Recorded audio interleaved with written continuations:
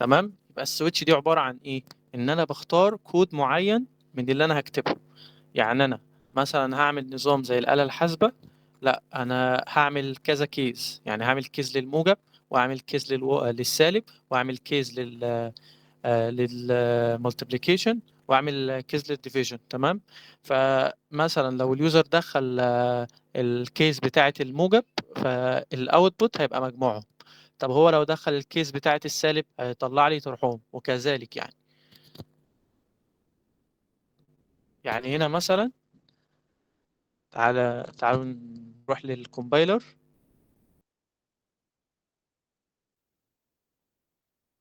مثلا لو انا عندي انت اكس ايكوال واحد، لو انا عندي مثلا انت اكس ايكوال واحد، انا عايزه يطبع لي ايه؟ يطبع لي اللي انا لو دخلت مثلا اكس ايكوال واحد، الاكس لما تيجي تدخل هنا انا عايزه يطبع لي ايه؟ ان الرقم اللي انت دخلته يطبع لي بقى الرقم، يعني يطبع لي واحد، سواء بقى انا دخلت اتنين سواء دخلت تلاتة. تمام. فقلت له مثلا كيس لو هي واحد،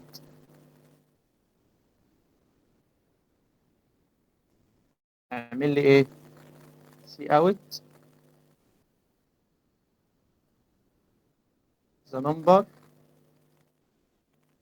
ايكوال 1 مثلا يعني. واعمل لي ايه؟ اعمل لي حاجه اسمها بريك. يعني هنا لو رجعنا للسلايد، هو مدخل ايه هنا؟ مدخل الرقم ايكوال 4. طيب، هي السويتش دي عباره عن ايه؟ ان انا بتشيك كذا كيس. يعني هشوف الكيس 1 دي، هل الرقم اللي انا مدخله اللي هو الاربعه ده، هل الرقم ده بيساوي واحد؟ هل الداي ده هيبقى واحد؟ هو بيجي هنا عند الكيس يشوف هل اللي انت المتغير اللي انت مدخله ده هل بيساوي واحد؟ لا مش بيساوي واحد، يبقى مش هيطبق اللي جوه ده. طب هل هو بيساوي اتنين؟ لا مش بيساوي اتنين، يبقى مش هيطبق اللي جوه ده. طب هل هو في كيس تلاتة؟ هل هو تلاتة؟ لا مش هيطبق اللي جوه ده. يجي في الكيس أربعة. في حد عايز يدخل ولا ايه؟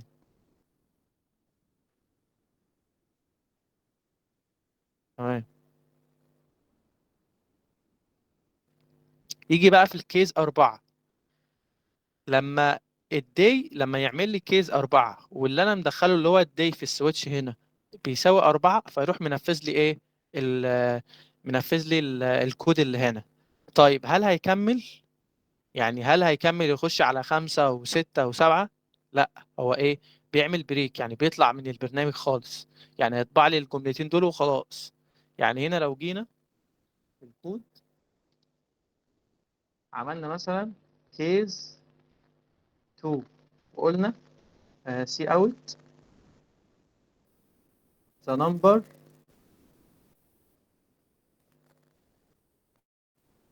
equal to، وعملت سيمي كولون وبعد كده بريك. البريك دي وظيفتها ان هي بتخليني لو انا نفذت الكود اللي جوه الكيس، لا خلاص اطلع بقى ما تنفذليش حاجة تاني.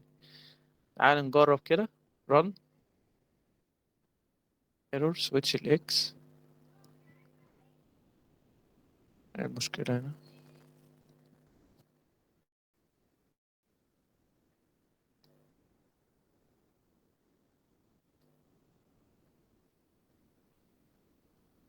اه تمام، في سيمي كولون هنا. يعني هنا إيه المشكلة تاني؟ اه اليوزنج نيم سبيس اس تي دي، او طبع لي the number equal 1. ده معناها ايه؟ ان هو لقى الاكس بواحد، راح داخل في السويتش. السويتش دي بتتشيك على ايه؟ بتتشيك على حاجه اسمها اكس، الاكس اللي هي بتساوي واحد. بعد كده بفتح التو براكت دول. تمام. ده السنتكس بتاعها. بعد كده بيبقى عباره عن كذا كيز، على حسب بقى انت عايز يعني تحط كذا كيز، مثلا تحط 10 20 على حسب انت عايز ايه. ولما اجي اعمل كيس 1، ده معناها هو بيشوف هل الاكس اللي انت مدخلها ده بيساوي واحد. لو بيساوي واحد فهو هينفذ اللي جوه الكيس. وبعد كده لا، لو هو فعلا بيساوي واحد، فهو مش هينفذ اللي بعديه. يعني هنا لو كتبت واحد المفروض ان هو ينفذ الاثنين، يعني هينفذ الكيس 1 وهينفذ الكيس 1 اللي بعديها. تعال نرن كده. ما ينفعش نكرر، يعني هو تقريبا ما ينفعش نكرر الكيس، نغير. المفروض نغير. يعني هنا هو مش هيدخل بقى في ادم هو بواحد ودخل السويتش، لقى الاكس بواحد، وبعد كده نفذ ان هو سي اوت ذا نمبر ايكوال 1، وبعد كده عمل حاجه اسمها بريك. البريك ده عباره عن ان هو خلاص انت دخلت في الكيز، انت نفذت لي حاجه معينه، خلاص انت مش هتنفذ لي حاجه تاني. وبعد كده بعمل حاجه اسمها ديفولت.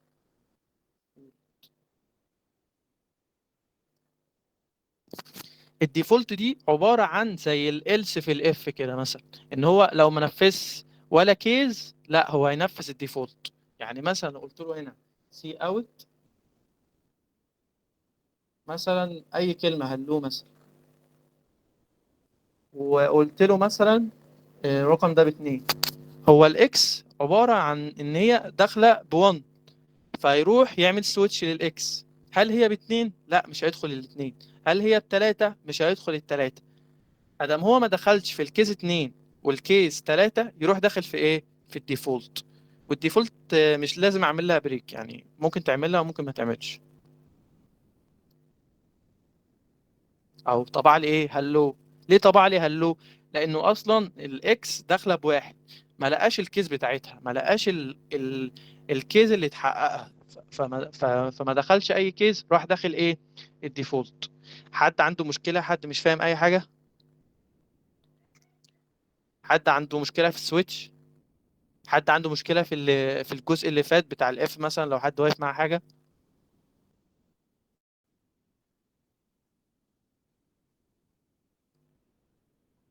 لو حد عنده مشكلة يقول على طول.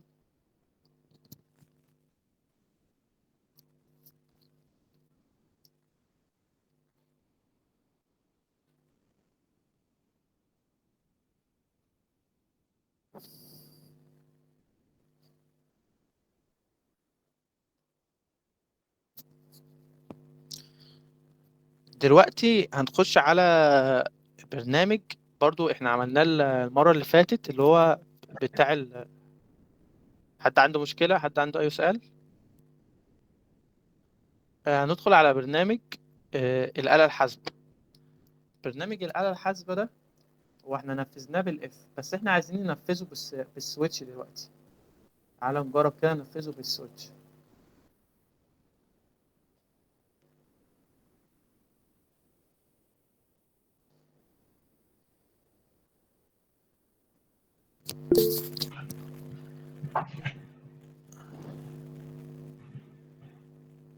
آه هنبدأ دلوقتي. عشان انا اعمل برنامج زي الآلة الحاسبة، انا محتاج ايه؟ محتاج رقمين، ومحتاج نوع الاوبريشن. نوع الاوبريشن هتبقى كاركتر، ده اللي انا عملته في اول لاين. والرقمين دخلتهم فلوت عشان هو لو دخل رقمين كسر. تمام. طيب انا دلوقتي انا هقول له ايه؟ اعمل لي، اكتب لي نوع الاوبريشن، يعني يا موجب يا سالب يا ضرب يا اسم. تمام. في مشكلة؟ حد عنده مشكلة في الثري لاين دول؟ وبعد كده دخلت نوع الاوبريشن اللي هي سي انبوت، دخلت نوع الاوبريشن، وبعد كده قلت له ايه؟ enter two numbers سي اوت enter two numbers in the line دي عشان انزل لاين. يعني ايه؟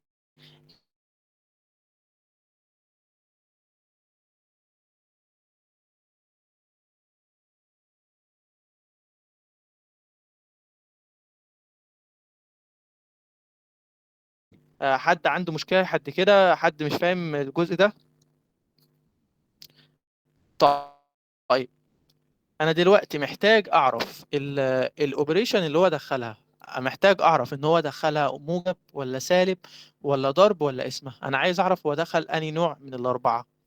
عشان اعرف هو دخل انهي نوع من الاربعه استخدم حاجه اسمها سويتش.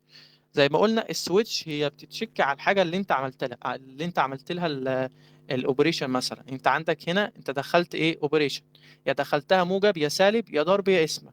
انا هنا في السويتش هعمل ايه؟ هتشيك على الاوبريشن اشوفها موجب ولا سالب ولا ضرب ولا اسم عن طريق الكيس. احنا قلنا الكيس دي عبارة عن إن هي بتشيك على الأوبريشن اللي أنت مدخلها في السويتش هنا، بتشوفها هل هي بتحقق، هل هي فعلا موجب، هل هي فعلا سالب، هل هي فعلا ضرب، هل هي فعلا اسمة. لو غير ذلك بقى دي حاجة تانية. تمام.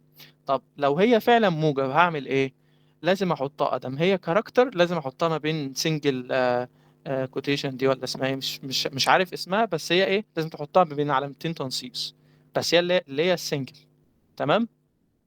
بعد كده هعمل ايه؟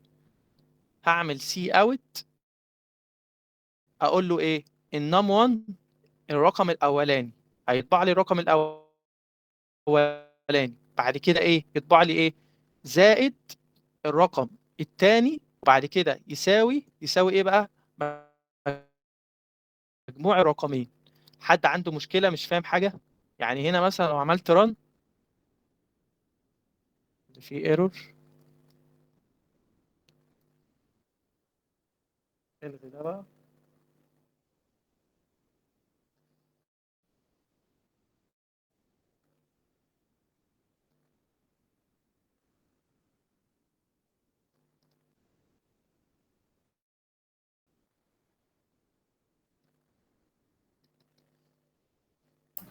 أظن الكيرلي براكت بتاعت السويتش يا موسى في النهاية. سويتش، اه صح.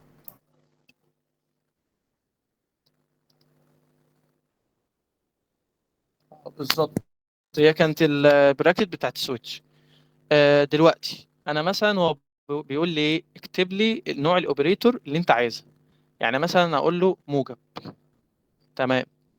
يعني أنا كتبت له ايه اللي هو نوع الاوبريشن اللي هي ايه، موجب. تمام. بعد كده ايه، enter two numbers، بس اقول له 2.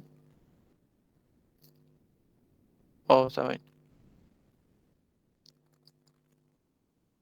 كومبايلر بيعيط بس شويه. هكتب له مثلا موجب، هيقول لي ايه enter two numbers، مثلا 1 و3 مثلا.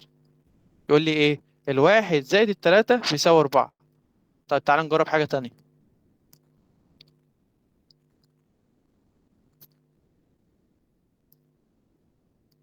مثلا هستخدم عملية الضرب، هيقول لي enter two numbers، مثلا هقول له 4 في 4.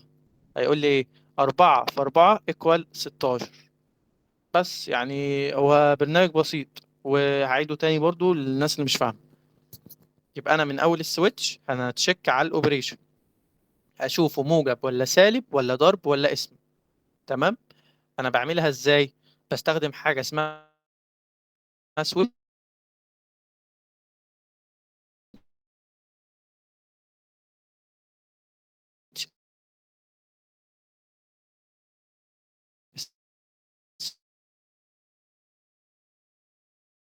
سويتش دي بتتشيك على حاجة معينة، اللي أنا يعني أنا مثلا لو دخلت له إيه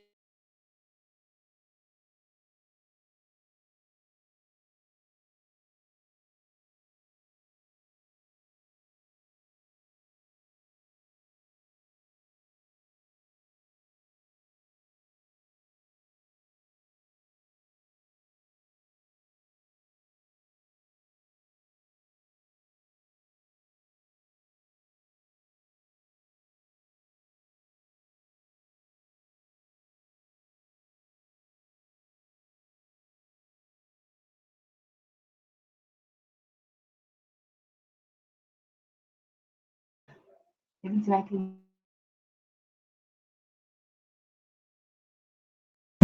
هو الصوت معلق عندي ولا من عند كله؟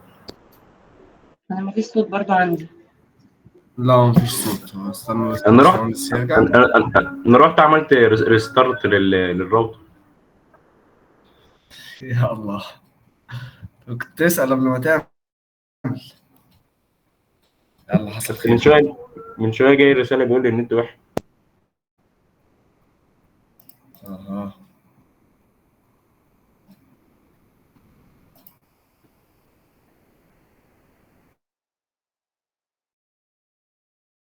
يا هندسة مفيش صوت.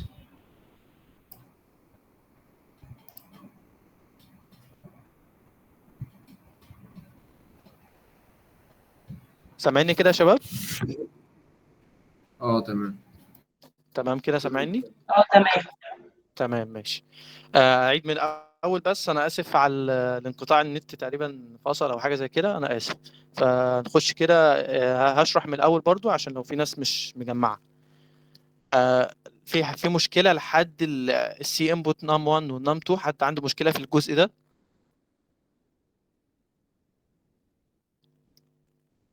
حد عنده مشكلة في الجزء ده؟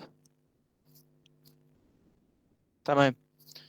آه بعد الجزء ده انا المفروض هعمل ايه؟ انا عايز اشوف نوع الاوبريشن اللي اليوزر عايز، لليوزر اللي مدخلها. يعني مثلا هو مدخل موجب، فانا عايزه يطبع لي مجموع الرقمين مثلا. فانا كده هعمل تشيك على نوع الاوبريشن اللي هي الاوبر. تمام. فاشوف هعمل سويتش للاوبريشن. تمام. الاوبريشن اللي هو مدخلها هنا اللي هي نوع الاوبريشن. تمام. تمام. انا هعمل هنا كيس، كذا كيس، هعمل موجب وسالب وضرب واسم. تمام. لو حصل مثلا انقطاع ولا حاجه قولوا لي على طول. آه دلوقتي انا هتشيك الاول كيس على الموجب. لو هو موجب اعمل ايه؟ اقول له اطبع لي النم 1 اللي انا مدخله، وهنا string يعني هتطبع زي ما هي بلس نم 2 اللي انا مدخلته نم 2. تمام. وبعد كده string equal ايه بقى؟ المفروض ايه؟ مجموع الرقمين. واعمل بريك ليه؟ لان انا مش عايزه ينفذ لي عمليتين، انا عايزه ينفذ لي عمليه واحده بس. هينفذ لي عمليه مثلا الجمع بس، مش هينفذ لي عمليه الجمع والطرح مع بعض، لا هو هينفذ لي عمليه واحده بس.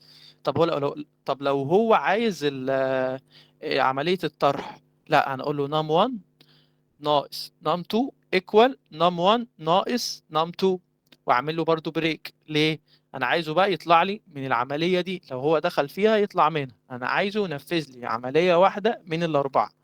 طيب لو كيس ضرب، لا انا هقول له اعمل لي num 1 ضرب num 2 equal num 1 في num 2، واعمل لي بريك عشان انا عايز عمليه واحده.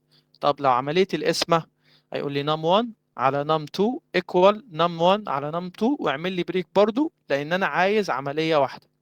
طيب الديفولت دي عباره عن ان هو لو ما دخلش في الاربعه كيسز اللي فوق دي هيدخل في الديفولت. طب انا هطبع له ايه في الديفولت؟ هقول له ايرور، انت مدخل عمليه مش صحيحه. ليه بقى؟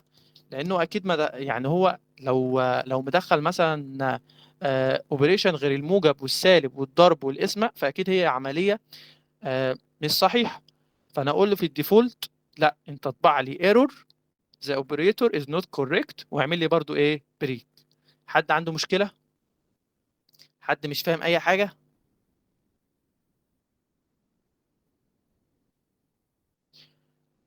انا عايزكم تطبقوا معايا برضو، يعني عشان اهم حاجه يعني كل الشرح ده ملوش لازمه من غير التطبيق، لازم تطبق. فحاول تطبق معايا، واللي عنده ممكن مشكله بس، يقول. ممكن اول 6 سطور بس. فين؟ فوق خالص؟ هنا؟ اه. هنا ماشي حاضر. دلوقتي عشان انا اعمل برنامج زي الآلة الحاسبة، انا محتاج ايه؟ محتاج نوع عملية اللي هي الاوبريشن، ومحتاج رقمين، محتاج نم 1 ونم 2. تمام. طيب الاوبريشن دي نوعها ايه؟ نوعها كاركتر. ليه؟ لانها تبقى موجب او سالب او اسمه او طرح، فتبقى دي نوع كاركتر مش نوع انتجر، مش رقم، مش فلوت، مش دبل. فاهمني؟ فلازم تبقى نوع كاركتر. طب الارقام، الارقام عباره عن انتجر او فلوت، بس انا استخدمتها فلوت عشان ممكن اليوزر يدخل لي ارقام كسور، فانا عايزه يطلع لي الاوتبوت يبقى فيه كسر. تمام. في مشكله؟ لا خلاص خلاص. تمام. بعد كده بدخل بقول له اعمل لي اكتب لي نوع العملية، يا موجب يا سالب يا ضرب يا قسمة. تمام. وبعد كده بقول له دخل لي نوع العملية، دخل لي العملية اللي هي الاوبريشن اللي انا عرفتها فوق كاركتر اوبر. تمام. بعد كده بقول له اكتب لي رقمين، بعد كده انزل لي اند لاين. بعد كده دخل لي الرقمين، يعني اكتب لي الرقمين في الاول اللي هي سي اوت، وبعد كده دخل لي الرقم الاولاني، بعد كده دخل لي الرقم الثاني بس. والسويتش هو بيتشيك على نوع العمليه بس، وبيطلع له الاوت بس، يعني اللي عنده مشكله يقول برضه. والديفولت دي عباره عن ان هو لو ما دخلش في الكيسز دي هيدخل في الديفولت. حد عنده مشكله؟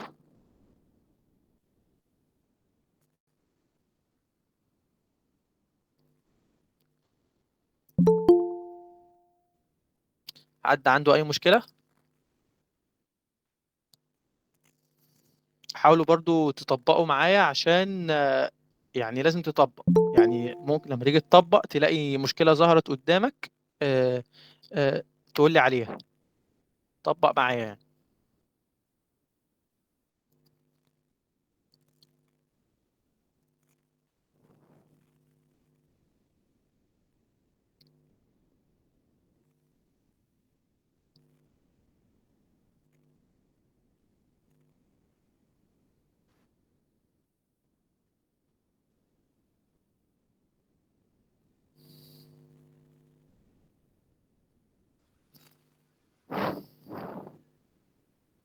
السلام عليكم.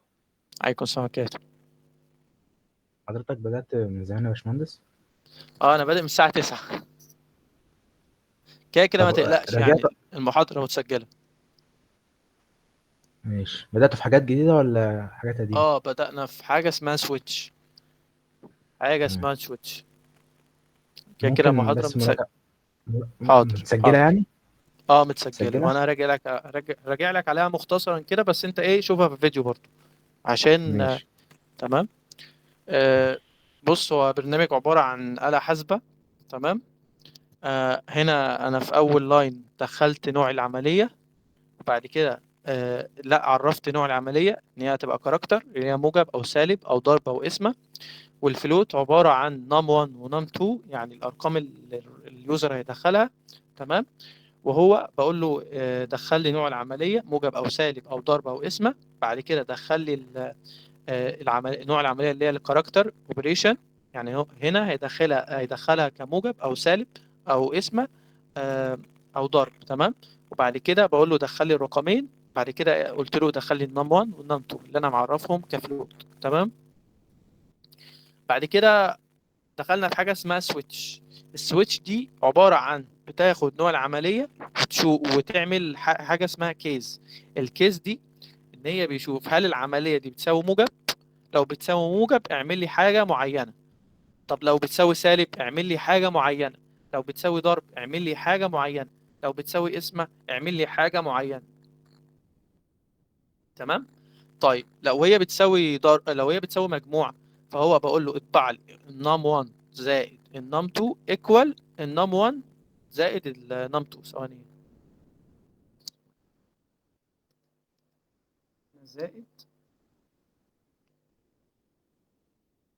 زائد عبارة عن نم 1 زائد النم 2.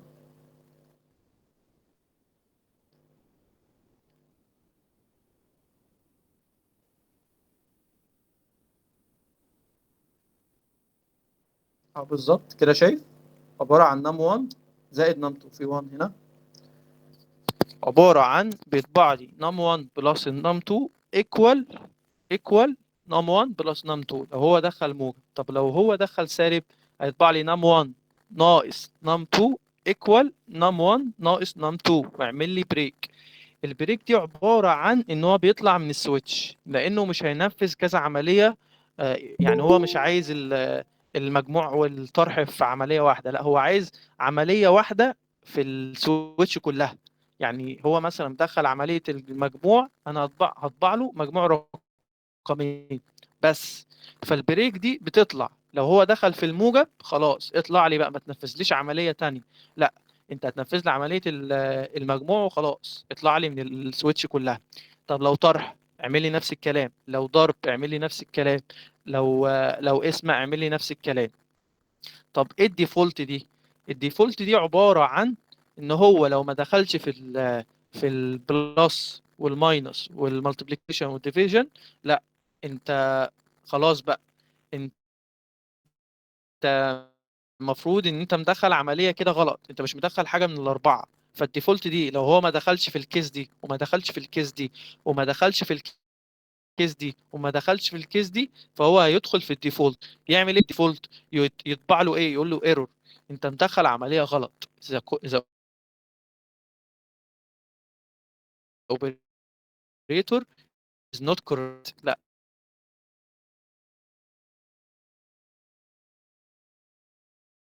انت مدخل عمليه غلط. ويعمل لي ايه على السويتش دقيقه.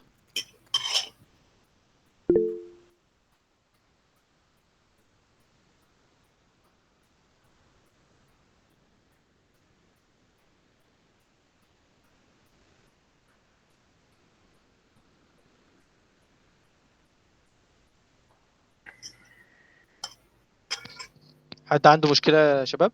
تمام كده يا باشمهندس، شكرا لحضرتك. تمام تمام. تمام. عفوا. كده الفيديو هينزل وهتشوفه يعني، ما تقلقش. حد عنده مشكله؟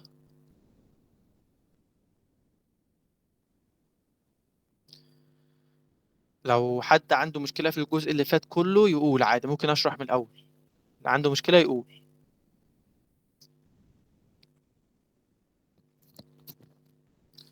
البرنامج ده عباره عن ايه؟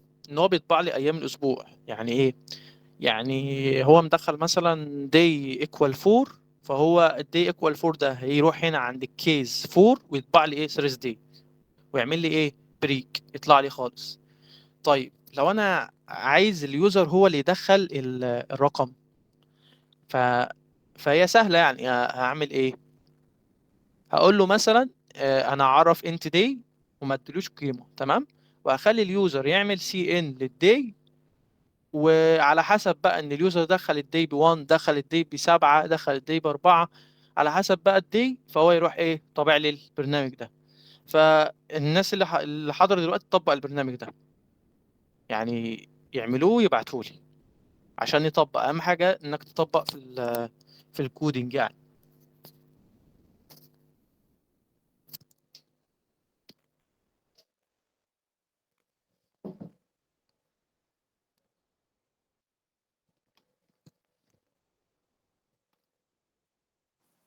لو سمحت يا باشمهندس، ممكن بعد إذنك تعيد من الأول لأني لسه داخلة. اه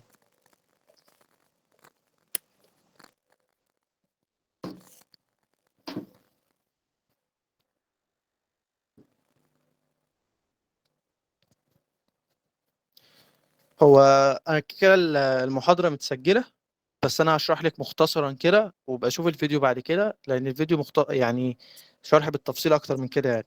تمام. تمام. كده هنزل فيديو على اليوتيوب. تمام. تمام. آه انا عندي الدي ايكوال 4. هنا انا معرف الفوق. اجيب لك السلايد اللي قبليه عشان تفهمي اكتر.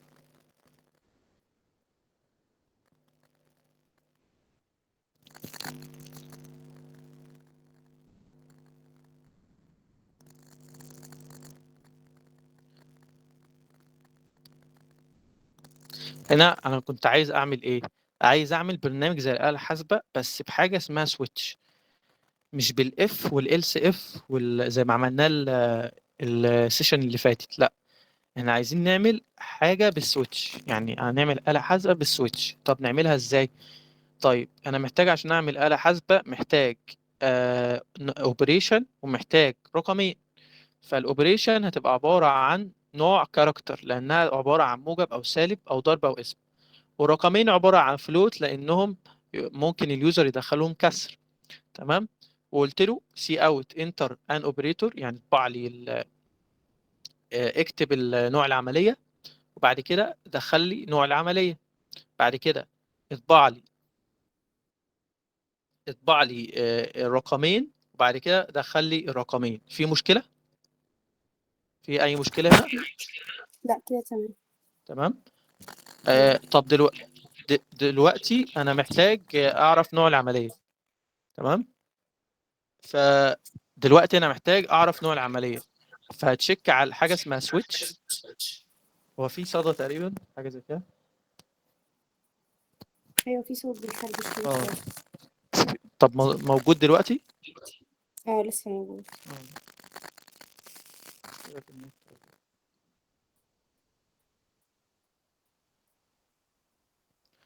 سامعاني كده؟ حد سامعني؟ أيوة كده تمام. الصدى صوت لسه موجود ولا ايه؟ لا خف شوية عن الأول بس هو برضه لسه موجود. اه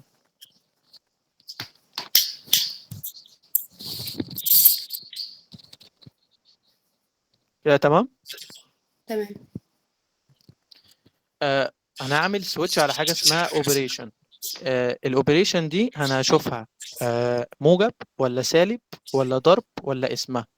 طيب انا هعمل كيس، يعني حاجه اسمها كيس. الكيس دي بتعمل هل الاوبريشن بتساوي الكيس دي اللي هي عباره عن البلس. يعني بشوف هل الاوبريشن دي بتساوي البلس ولا بتساوي الماينس ولا بتساوي الملتبليكيشن ولا بتساوي الديفيجن. هشوف يعني مثلا هو دخل الاوبريشن بموجب، هو دخلها بموجب مثلا، فانا السويتش دي بتعمل زي بتتشيك كذا كيس. تمام. فهو دخلها موجب، يعمل حاجه اسمها كيس موجب. الموجب دي كاركتر، فلازم احطها ما بين علامتين تنصيص. ادام هي كاركتر او سترينج فلازم احطها ما بين علامتين تنصيص. لو كاركتر احطها بين سنجل علامتين، اللي هو العلامتين تنصيص تبقى سنجل، ولو سترينج يبقى دبل. تمام.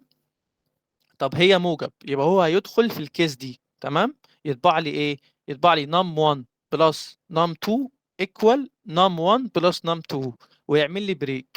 البريك دي عبارة عن ان هو نفذ عملية الموجب دي يطلع بقى من البرنامج كله، لان انا مش عايز انفذ عملية تاني. انا نفذت عملية الموجب اللي هي الجمع وخلاص، مش عايز انفذ عمليات تاني، لان هو مش بينفذ عمليتين مع بعض مثلا او ثلاثة، لا هو بينفذ عملية واحدة. عايز يجمع هينفذ عملية الجمع، عايز يضرب هينفذ عملية الضرب.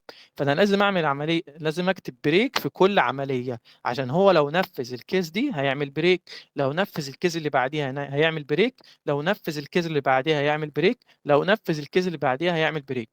وحاجة تانية، ما ينفعش كيس، يعني ما ينفعش أعمل الموجب مرتين، دي مشكلة، لأن هو كده هيدخل في العمليتين يعني هيعمل موجب مرتين، ما ينفعش. لازم أعمل كل كيس تبقى مختلفة عن التانية، كل كيس يعني هنا موجب هنا سالب هنا ضرب هنا قسمة، وأعمل عملية البريك. طب هو لو ما دخلش في الكيس الأربعة دول، لو ما دخلش فيهم يدخل في حاجة اسمها ديفولت. الديفولت دي عبارة عن بتطبع لي ايرور. يعني ايه ايرور؟ يعني هو ما دخلش في الأربعة كيسز، يعني ما دخلش في الموجب ولا السالب ولا الضرب ولا القسمة. يعمل ايه؟ يروح داخل في الديفولت يقول له ايه؟ ايرور ان الاوبريتور اللي انت دخلتها غلط، يعني انت مدخل اوبريتور غلط، ويعمل لي بريك برضو عشان يطلع لي من ايه؟ من السويتش كلها. يبقى انا دلوقتي لو ما دخلتش في الموجب ولا دخلت في السالب ولا دخلت في الضرب ولا دخلت في القسمه، يروح داخل ايه؟ في الديفولت. على حسب بقى انا كاتب جوه الديفولت ايه، على حسب الديفولت جواه ايه واطبع له اللي جوه الديفولت. ولازم اعمل له البريك في كل كيس، يعني اعمل له البريك في الديفولت، اعمل له بريك في الكيس، اعمل له بريك في كل حته. طب لو ما عملتش البريك، لا دي مشكله، ممكن ينفذ كذا عمليه في نفس الوقت، ممكن ينفذ كذا عمليه في نفس الوقت. فانا لازم اعمل له بريك في كل عمليه عشان ينفذ لي عمليه واحده بس. ممكن يبقى في برنامج تاني في ما احطش البريك، او برنامج معين على حسب انت عايز تطبع ايه. بس انا هنا لازم احط البريك عشان يطبع لي عمليه واحده. لما اجي هنا اعمل ران يقول لي انتر الاوبريتور، مثلا ادخل له ضرب، انتر تو نمبرز، اقول له مثلا 1 و8، طبع لي ايه؟ 1 في 8 ايه؟ ايكوال 8 بس. في مشكله؟ حد عنده مشكله عشان نبدا في اللوب؟ كده تمام يا بعد اذنك باشمهندس. يا باشمهندس اطلع فوق كده، اطلع فوق بالبقرة. حاضر. هنا كنت بتأكد شايف بس كده؟ انت عامل يوزنج نيوز بيز دي لازم تتعمل في اي حاجة ماشي. صح؟ لازم يوزنج. لازم. تمام. طبعا لازم. عملتوا التاسك اللي قلت لكم عليه ولا ايه؟ هي نفس البروجرام، بس انت يعني هنا اهو دي الوايل، نفس البروجرام، بس انت يعني ايه؟ هتخلي اليوزر يدخل الدي بس. فمثلا لو كيز 1 هيطبع لي ماندي وبريك، لازم تعمل بريك عشان هو يطبع لي حاجه معينه برضو، حاجه يعني عمليه واحده بس، مش هتطبع لي ايام الاسبوع كلها. كيس 2 هيطبع لي على حسب بقى، يعني على حسب انت كاتب ايه جوه الكيس. يعني انت ممكن تغير في الكيس دي، مش لازم ايام الاسبوع، ممكن تكتب 1 و2 و3 و4 عادي يعني، على حسب اللي انت عايزه، مش لازم بالظبط يعني. يعني انت ممكن تعمل كيس 1 وقول له سي اوت 1 واعمل لي بريك، كيس 2 سي اوت 2 واعمل لي بريك، كيس 3 سي اوت 3 واعمل لي بريك، كيس 4 على حسب بقى.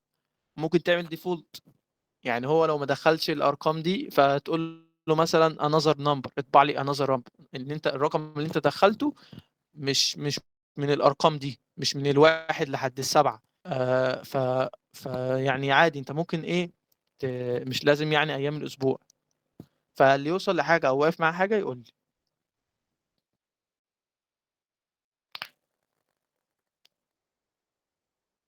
شكرا. تمام.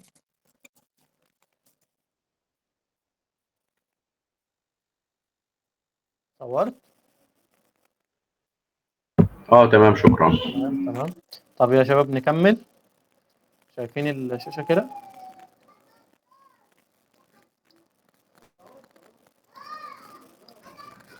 تمام يا هندسة. تمام. آه هناخد حاجة اسمها اللوب. اللوب عبارة عن تكرار، يعني أنا بدخل جوه اللوب دي بتنفذ لي حاجة معينة. يعني إيه؟ يعني اللوب دي مثلا عايزه يطبع لي من 0 ل10. تمام. فاللوب ده عبارة عن تكرار إن هو بيقعد يكرر لي الكود كل مرة، يعني بيقعد يكرر لي، يعني هو مثلا أنا عملت كود معين فهو بينفذه لي مثلا يجي 10 مرات ورا بعضيهم. يعني مثلا لو رحنا للكود هنا للكومبايلر، قلت له هنا ايه؟ شايفين تمام كده؟ قلت له هنا ايه؟ ان في الانت مين، بعد الانت مين عرفت له الاكس ايكوال 1. تمام. وقلت له حاجه اسمها وايل. وايل دي عباره عن لوب. قلت له وايل الاكس اقل من العشرة، طول ما الاكس اقل من 10 اطبع لي قيمه الاكس، وزود لي في كل مره الاكس ب1. يعني هنا انا قلت له ايه؟ وايل كل ما الاكس اقل من العشرة اطبع لي قيمه الاكس، وزود لي دي اكس، وزود لي قيمه الاكس بواحد. اكس بلس بلس دي عباره عن اكس ايكوال اكس بلس 1، يعني ايه؟ زود لي قيمه الاكس بواحد.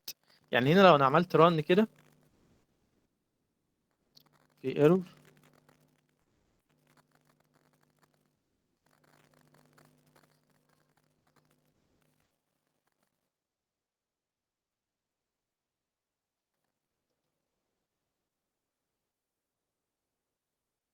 ثواني يا جدعان، السيمي كولون.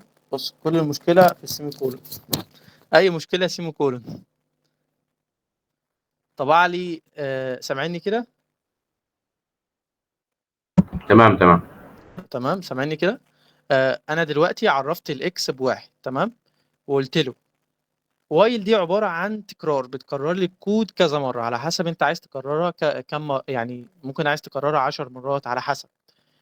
فقلت له كل ما الاكس تبقى اقل من العشرة اطبع لي قيمه الاكس، وزود لي الاكس بواحد، عشان لما يوصل لقيمه العشرة فيدخل هنا يعني مثلا لما الاكس تبقى ب10 يقول لي هل العشرة اقل من العشرة، يروح ما يدخلش اللوب دي. يعني مثلا الاكس اول مره بواحد، هيدخل الواي يشوف هل الواحد اقل من العشرة، ايوه اقل من العشرة، يروح تابع لي قيمه الواحد اللي هي دي، وبعد كده يزود لي الاكس بواحد، كده الاكس بقت باتنين. يجي هنا في الواي يقول لي هل الاتنين اقل من العشرة، ايوه الاتنين اقل من العشرة، يروح طابع لي قيمه الاتنين ويزود لي قيمه الاكس بقت بتلاتة. بقى كده يروح للوايل تاني، هو تكرار بيكرر كل مرة نفس الكود. تمام. يروح هنا هل التلاتة اللي هي الاكس، هل التلاتة أقل من 10؟ أيوه أقل من 10.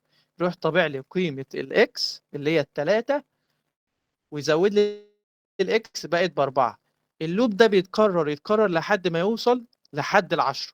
تمام. هو كده طبع مثلا وصل لحد ال9 وراح طابع قيمة الاكس ب9، وزود الاكس بقت ب10. هل ال10 أقل من ال10؟ لا.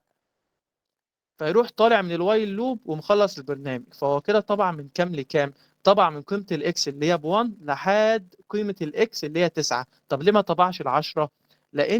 لان هنا في الوايل انا قايل له اطبع لي اللي اقل من 10 بس، يعني ما تطبعليش ال10، لانه لو قلت له مثلا اطبع لي اقل من او تساوي ال10، يعني هنا بص هيطبع لي ايه؟ هيطبع لي قيمة ال10. ليه؟ لان انا قايل له في الكومبريشن هنا قايل له ايه؟ قايل له ان الاكس اقل من او تساوي ال10. يعني اطبع لي قيمة الاكس كل ما تكون الاكس اقل من او تساوي 10. يعني ممكن لو الاكس ب9 تطبعها، طب لو ب10 اطبعها برضو، لكن لما تيجي لل11 ما تطبعهاش. ليه؟ لان هنا ال11 هتبقى اكبر من ال10، فهنا مش هتحقق هنا الشرط، مش هتحقق الكونديشن اللي هنا. ده الكونديشن بتاع الواي. حد عنده مشكلة؟ ده عبارة عن كونديشن بحطه عشان اطبع الكود اللي جوه الوايل كذا مرة. يعني مثلا لو انا حاطط الاكس بزيرو هنا، فهو هيطبع لي ايه؟ هيطبع لي من 0 ل 10. طب ليه طبع من 0 ل 10؟ لان هنا هيدخل في الكونديشن يشوف هل الزيرو اقل من او تساوي ال 10. ايوه، يروح طبع الاكس ومزود الاكس بواحد. هنا هيطبع الاكس اللي هي مثلا هتبقى بواحد، اللي هي هتبقى بزيرو. بعد كده يعمل الاكس بلس بلس، يعني ايه؟ الاكس تبقى اكس ايكوال واحد. تمام. تمام كده. وبعد كده يروح للوايل يشوف هل الاكس اقل من او تساوي 10. ايوه الواحد، يعني هنا الاكس اخر مره بواحد، تبقى الواحد اقل من او تساوي 10. يروح طابع الاكس ويخلي الاكس يطبعها بعد كده بقى ايه؟ بواحد. بس انا عشان اعمل له اند لاين فهو ايه؟ نزل لاين. لو مش هعمل له اند لاين هيطبعهم ايه؟ جنب بعضيهم. بعد كده يطبع ايه؟ يبقى الاكس ايكوال 2. بعد كده يطلع هنا هل الاثنين اقل من او تساوي 10؟ ايوه. يروح طابع لي قيمه الاثنين ومزودها تبقى ب3. طابع لي قيمه الاثنين ومزودها ايه؟ تبقى ب3. يفضل على التكرار ده لحد ما الاكس تساوي 11، لان ال11 مش هتنفذ الشرط ده. تبقى ال11 اكبر من ال10 مش اقل من او تساوي 10، هيقف اللوب. حد عنده مشكلة؟ السؤال بس لو عملناه اعلى من 10 وبدأنا من 11 مثلا هيروح اه لفين؟ يعني انت عايز الاكس اكبر من ال10؟ ما هو مش هيدخل اصلا لو هو اكبر من 10، لان الاكس بزيرو. فاول مرة الاكس بزيرو، يعني انت مثلا عملت الاكس اكبر من ال10، تمام، و الاكس اصلا ماشي. اعرفها بيرو، تدخل الواي مش لو هتطبع خلينا حاجه. يعني الاكس لو ب عملنا 11 ب 11 ماشي. ما هو كده بقى هيفضل في اللوب ده، البرنامج مش هيطلع. يعني هيفضل بيتكرر متكرر متكرر، ممكن البرنامج ما لا نهاية. البروسيسور يضيع منك اصلا ما لا يعني. نهاية. فانت كده بتقول له اه لما لا نهايه. اه بالظبط. لو عملنا لوب، لو عملنا رن، هيطبع لك، بص طبع لك قد ايه؟ لحد ما لا نهايه. بص الارقام قد ايه. بص، فاهمني؟ فلا لازم تحدد انت عايز ايه، فاهمني؟ يعني لو عملنا اقل من 10، عشان انا عامل الاكس ب 11 فمش هيدخل اللوب. لو انا عاملها مثلا ب5،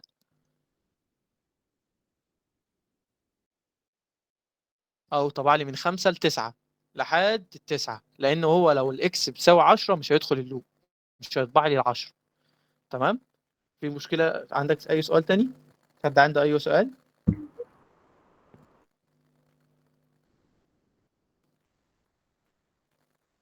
حد عنده اي سؤال؟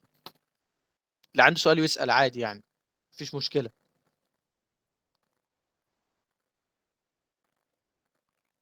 اللي مش فاهم جزئية معينة في الكود يقول لي وانا اشرحها له تاني. تمام.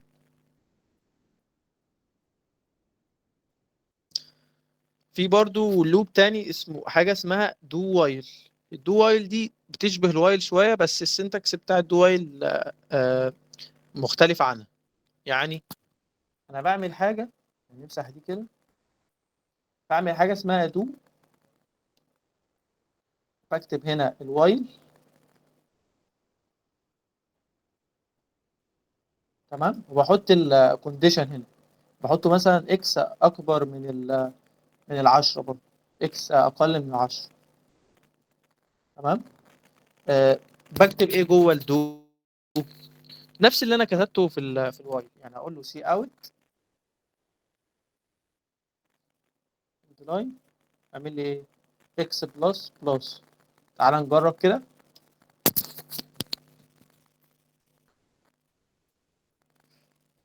في في سيمي كولون. ما تنسوش يا شباب الدو وايل بيبقى فيه سيمي كولون بعد الوايل هنا، يعني بيبقى فيه سيمي كولون بعد الوايل هنا. تعال رن كده.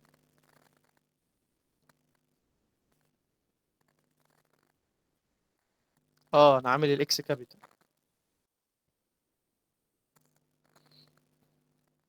اهو. بص طبع لي ايه؟ طبع لي انا الاكس معرفها بكام؟ ب5، تمام. ف... فهدخل الدو، يعني هو اول ما يشوف الدو بيدخلها، بيطبع لي ايه؟ بيطبع لي ال5، تمام. بعد كده يزود الاكس بلس بلس، تبقى ب6. يجي هنا في الوايل، هنا بقى الشرط بتاعك كان في الوايل كان في الاول، لا دلوقتي بقى في الاخر، في الدوايل في الاخر، تمام. فهيشوف هل الاكس اقل من 10، فهو كده هيتشيك ايه؟ هيتشيك ال6 مش هيتشيك ال5. يعني هنا الفرق ما بين الوايل والدو ايه؟ ان الوايل كانت بتعمل تشيك للاكس الاصليه اللي انا مدخلها في الاول، اللي هي الانت اكس ايكوال 5، كان بيعمل تشيك لل5. طب دلوقتي انا بعمل تشيك للايه؟ بعمل تشيك لل6. يعني دي الفرق ما بين الدو واي. يعني دي ليها استخدامات والوايل ليها استخدامات، تمام.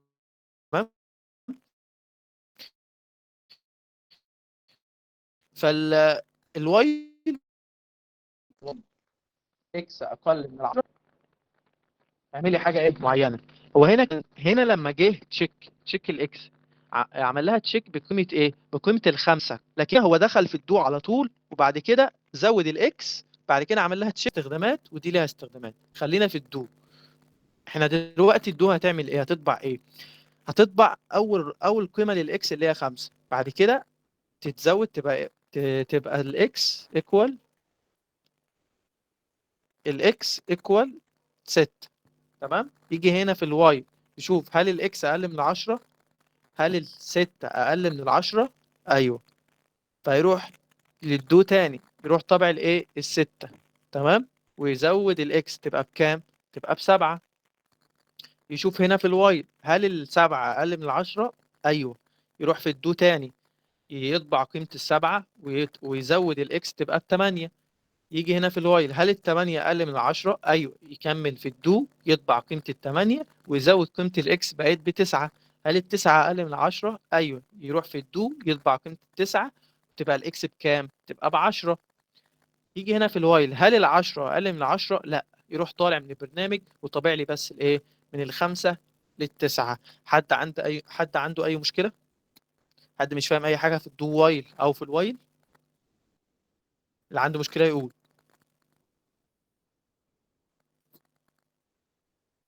اللي عنده اي مشكله يقول. لو حد مش فاهم اي حاجه يقول.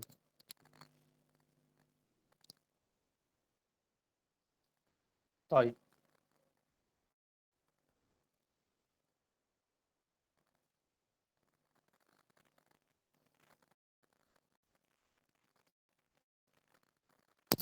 طيب لو انا عايز اطبع مثلا من 0 ل10،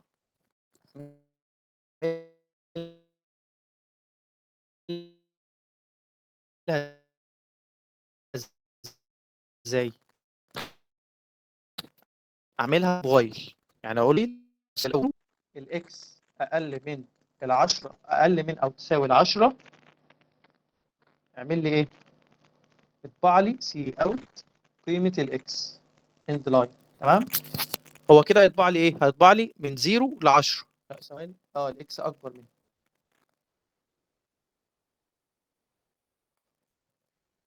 ثواني، لازم نعمل اكس بلس بلس.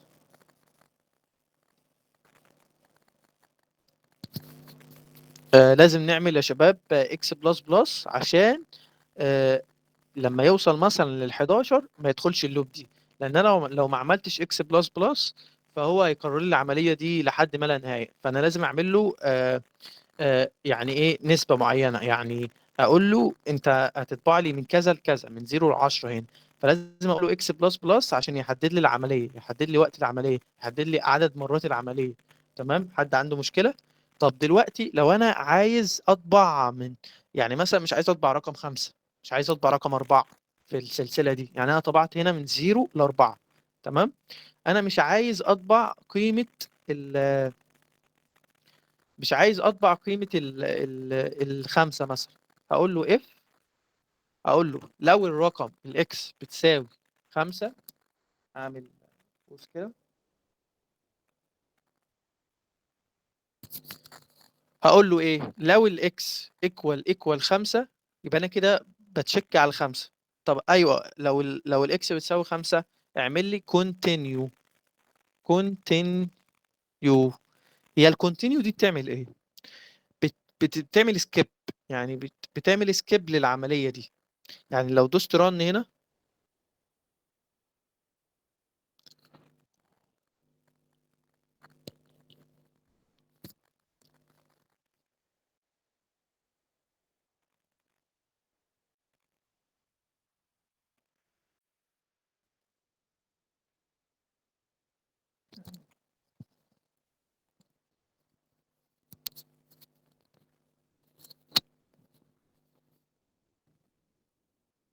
يعني هو بص هنا،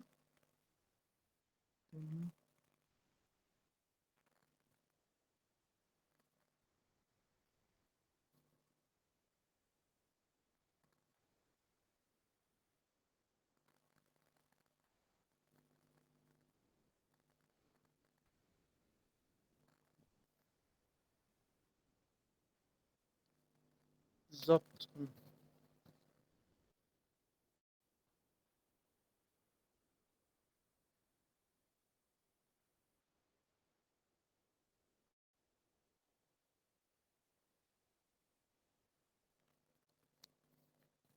بص يا شباب،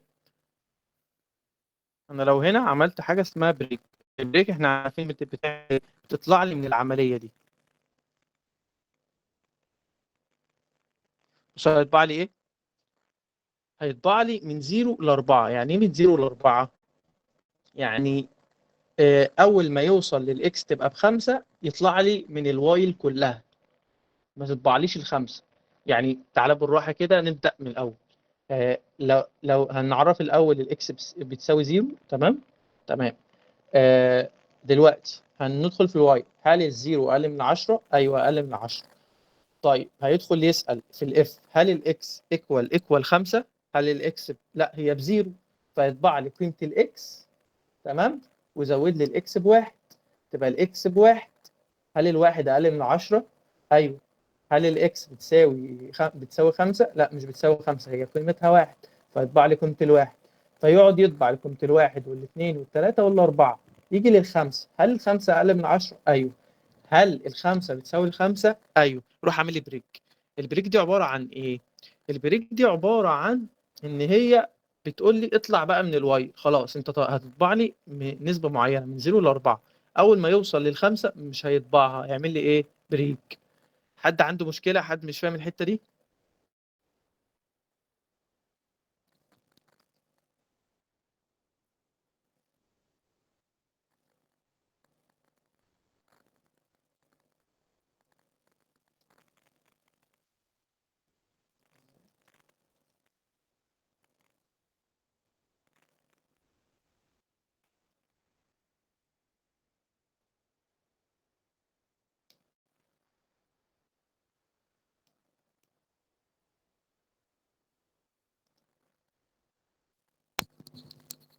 حد مش فاهم الجزء اللي فات؟ حد واقع معاه حاجة؟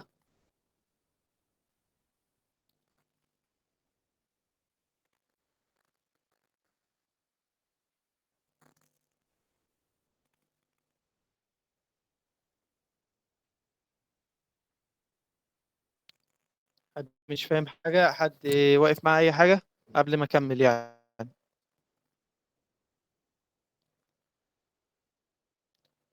طيب آخر لوب بقى،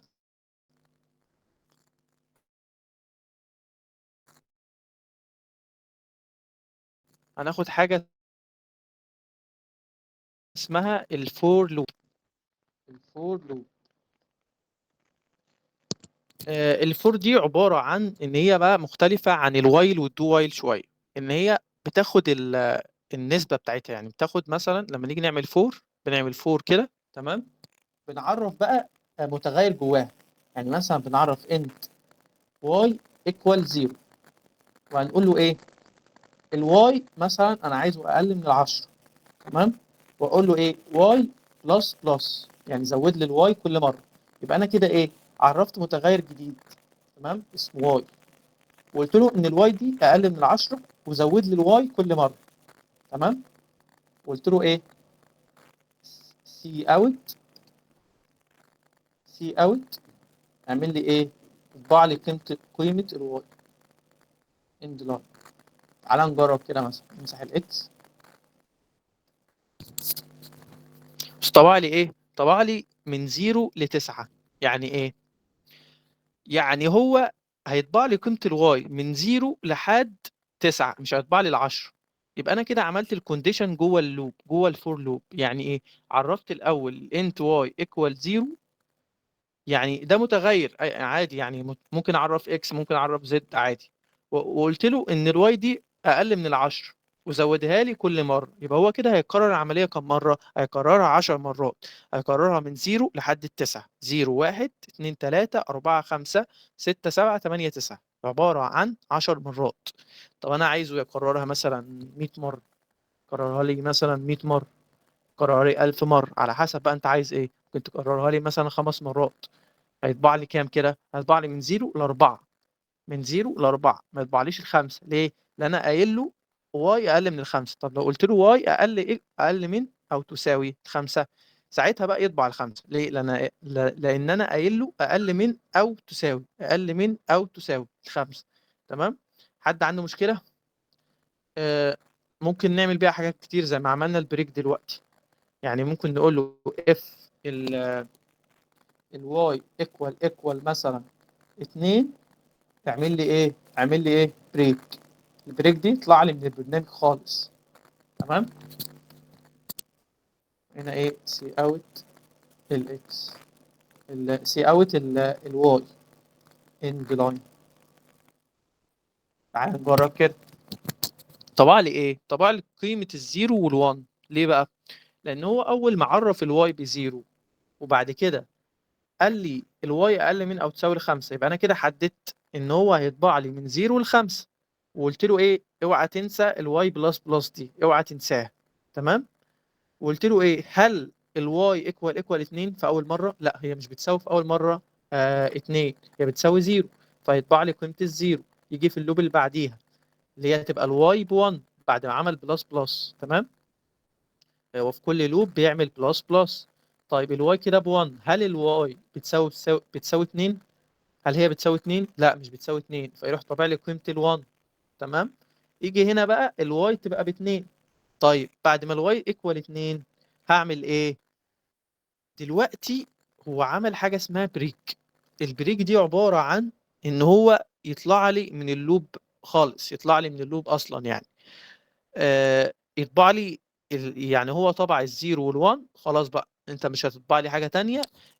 انا عملت، لا انت عملت بريك، خلاص اطلع بقى من البرنامج. طب لو انا قلت له كونتينيو، ايه كونتينيو دي؟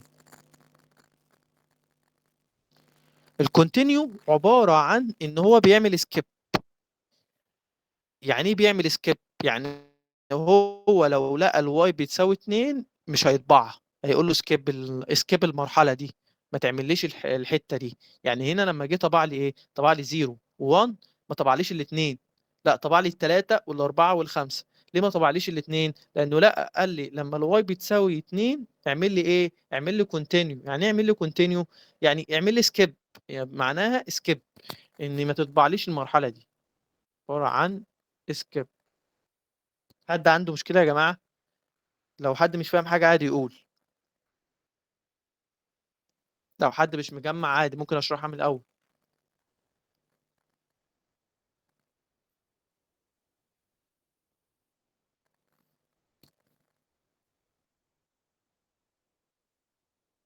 ادي الكونتينيو اهي، ان انا عندي الاي ايكوال 0 والاي اقل من 10، فانا كده حددت العمليه بتاعتي، حددت عدد التكرار ان هو هيطبع من 0 ل 9، هيبقى التكرار بتاعه من 0 لحد الاي ايكوال 9. طب لو بقى 10 مش هيدخل اللوب دي، لان ال10 مش اقل من ال10. يعني الاي لما هنا يقول الاي اقل من ال10 دي معناها ان هو لما يوصل لل10 هيطلع من اللوب دي. طيب لما يجي يوصل هنا يقول لي الاي ايكوال 4، يبقى هو كده هيطبع 0 و1 و2 و3، ويجي عند الأربعة يعمل لها سكيب، يجي عند الأربعة يعمل لها سكيب. تمام.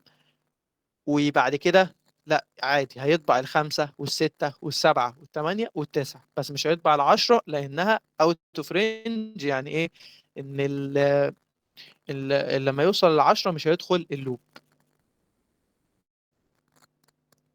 طيب البريك، البريك عبارة عن إن هو بيطلع من البرنامج خالص. يعني هنا لما أقول له الأي بتساوي 0 وأقول له الوايل، أنا كده في الوايل أهو، وايل الأي أقل من العشرة وسي أوت الأي. طيب الاي اول مره هتدخل بزيرو فتطبع لي الزيرو، بعد كده يزود لي الاي بواحد، هيزود لي هنا الاي بواحد. تمام.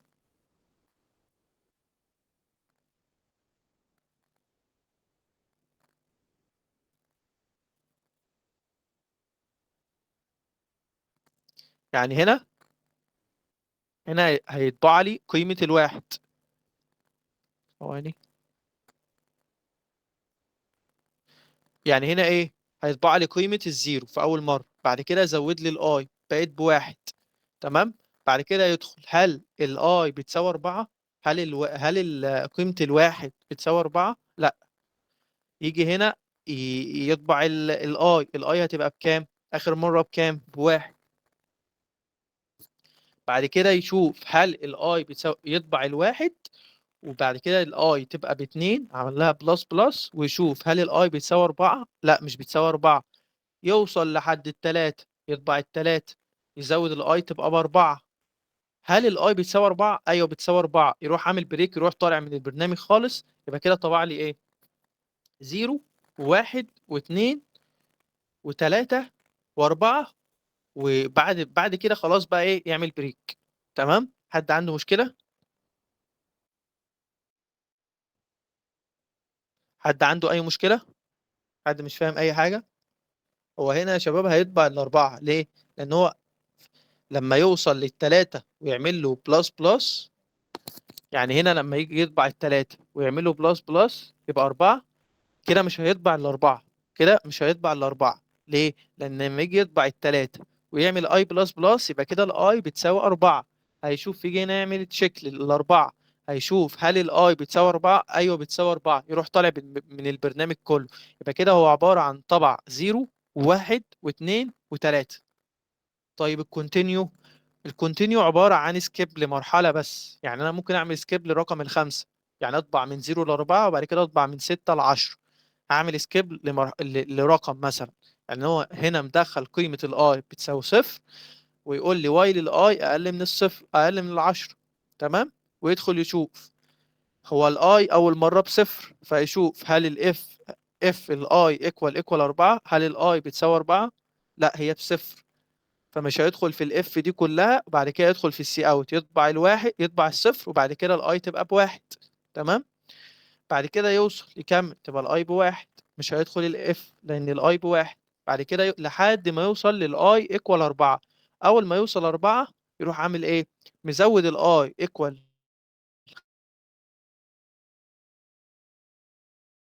5، يبقى كده الاي هتبقى ب5. بعد كده يعمل ايه؟ كونتينيو. يعمل كونتينيو ان هو مش هيطبع بقى، مش هيطبع. يجي هنا في الواي، الاي اخر مره بكام؟ ب5. هل الخمسه اقل من 10؟ ايوه. يروح طبع ايه؟ قيمه الخمسه هنا، ومزود الاي بلس بلس، تبقى بكام؟ تبقى ب تبقى ب6. يعني هنا الاي اخر مره يطبعها ب5 بعد كده يعمل لها ايه بلس بلس. حد عنده مشكله؟ حد عنده اي مشكله؟ حد مش فاهم حاجه؟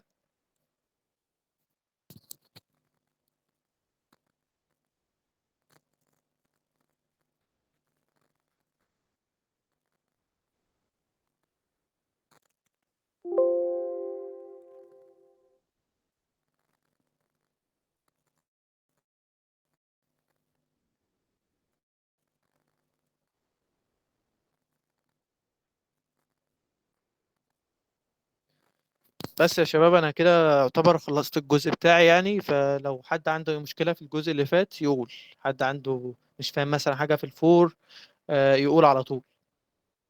عنده اي مشكله يقول يعني.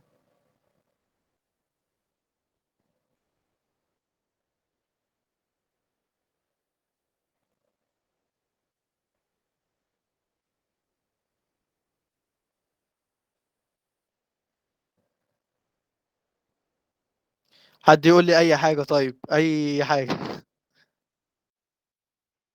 اللي سامعني طيب. ايوه تمام يا هندسه. تمام. سامعني. تمام. كويس. تمام.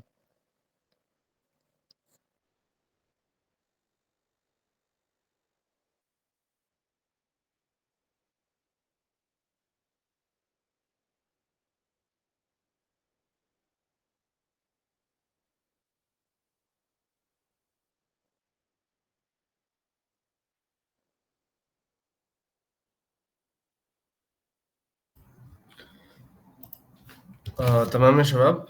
الجزئيه اللي تمام فاتت يا تمام يا هندسه. كان مع باشمهندس صلاح. تمام يا هندسه. خش كده ابدا. اتفضل.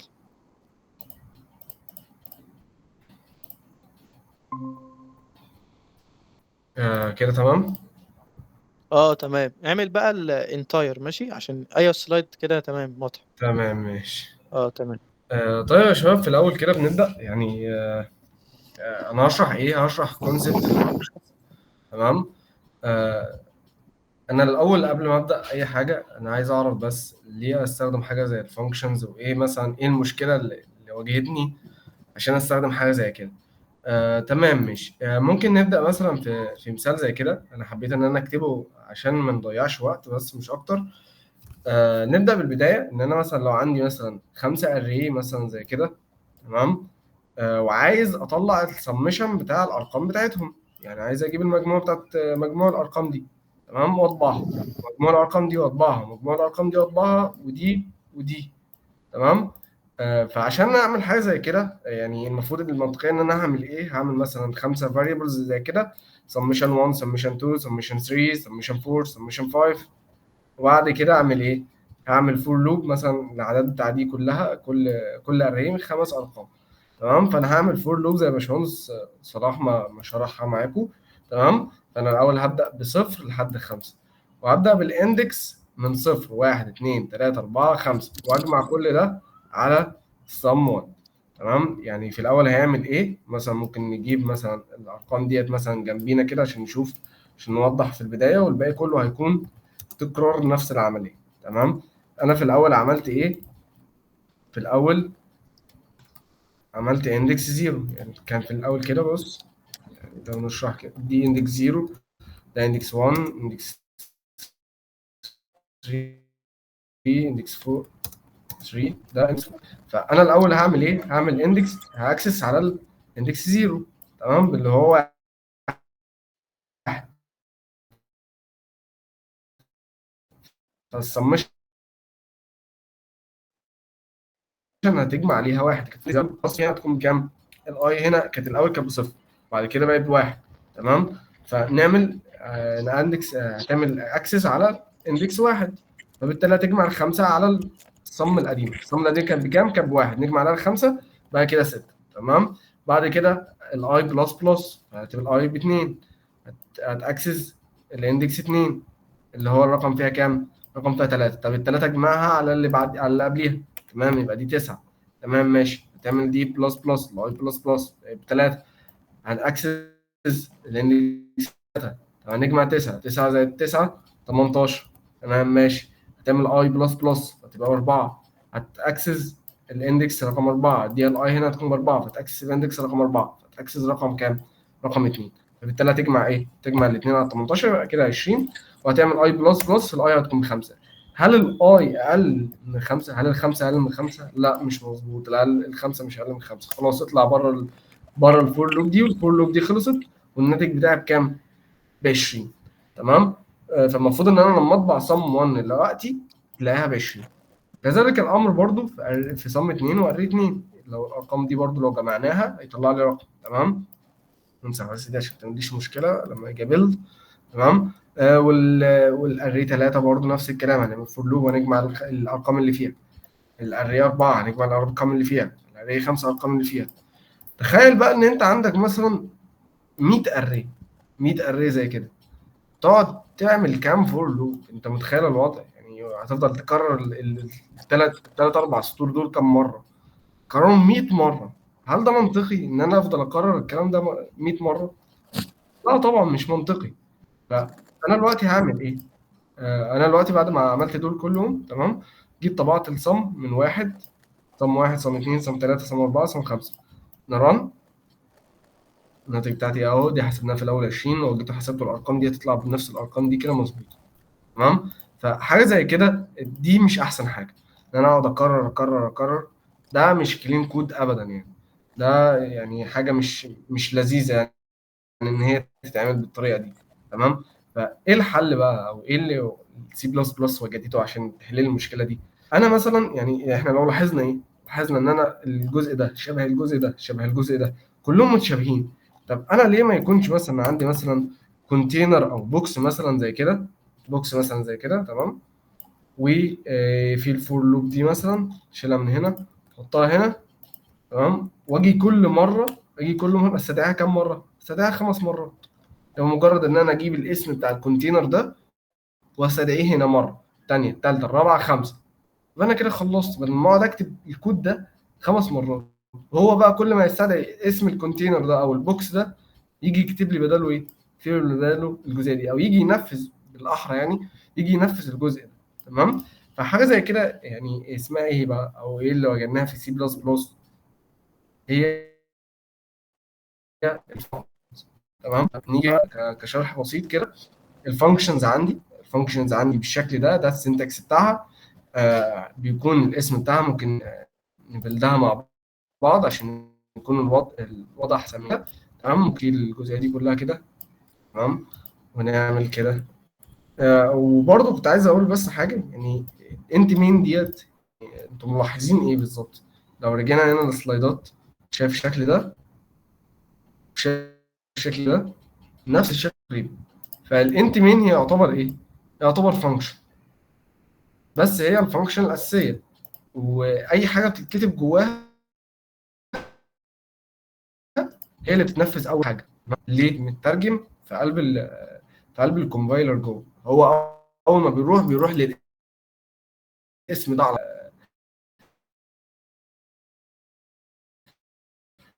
واليوزنج نيم واي حاجه اللايبرز اللي انت كاتبها من هنا تمام، بينفذها الاول اللي هو بري كومبايل تمام، وبعد كده يجي ينفذ اول حاجه الانت مين. تمام. فدي فانكشن. طب دي الفانكشن هي الاساسيه. طب احنا قلنا من شويه ان انا عايز اعمل ايه؟ عايز اعمل مثلا كونتينر افضل استدعيه جوه الفانكشن دي كذا مره مثلا. تمام. فالكونتينر ده لازم يكون بنفس الشكل ده بس الاسم مختلف. ما ينفعش يكون عندي كذا مين، هي مين واحده بس. فلازم اسمي اي اسم غير المين. فبنعمل السنتكس ده ازاي؟ نكتب الاول حاجه اسمها ريتيرن تايب وكل حاجه هتشرح بالتفصيل. اول حاجه ريتيرن تايب وبعد كده الاسم بتاعي وبعد كده البراكت بتاعي السكوير براكت وبعد كده الكيرلي براكت. تمام. وبقفلها. انا اعمل حاجه زي كده ازاي؟ ممكن مثلا لو نفترض مثلا هنبدا بالاول فويد ان انا مش هرجع حاجه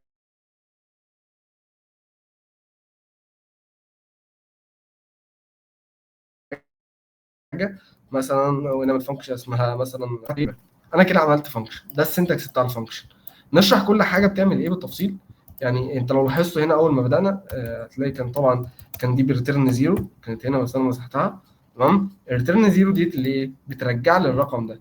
هنا معمول لي الريتيرن تايب بتاعي هو انتجر. الانتجر هو عشان الصفر تمام. ده في الانت مين لازم يكون بالشكل ده. تمام. هنا انا عامل الريتيرن تايب. الريتيرن تايب ديت اللي هي انا عندي مثلا كذا سطر كود، ادي سطر 2 3 4 5 6 7. بعد ما اعمل شويه الاوبريشن دي انا عايز ارجع حاجه من هنا، فبعمل ايه؟ بريتيرن حاجه. تمام ماشي. بريتيرن حاجه، فانا بريتيرن ايه؟ بريتيرن الرقم بتاعي.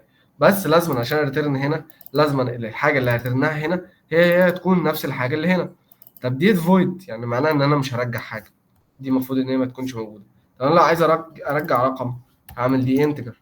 طب لو عايز ارجع مثلا صح او غلط او بولين ارجع بول.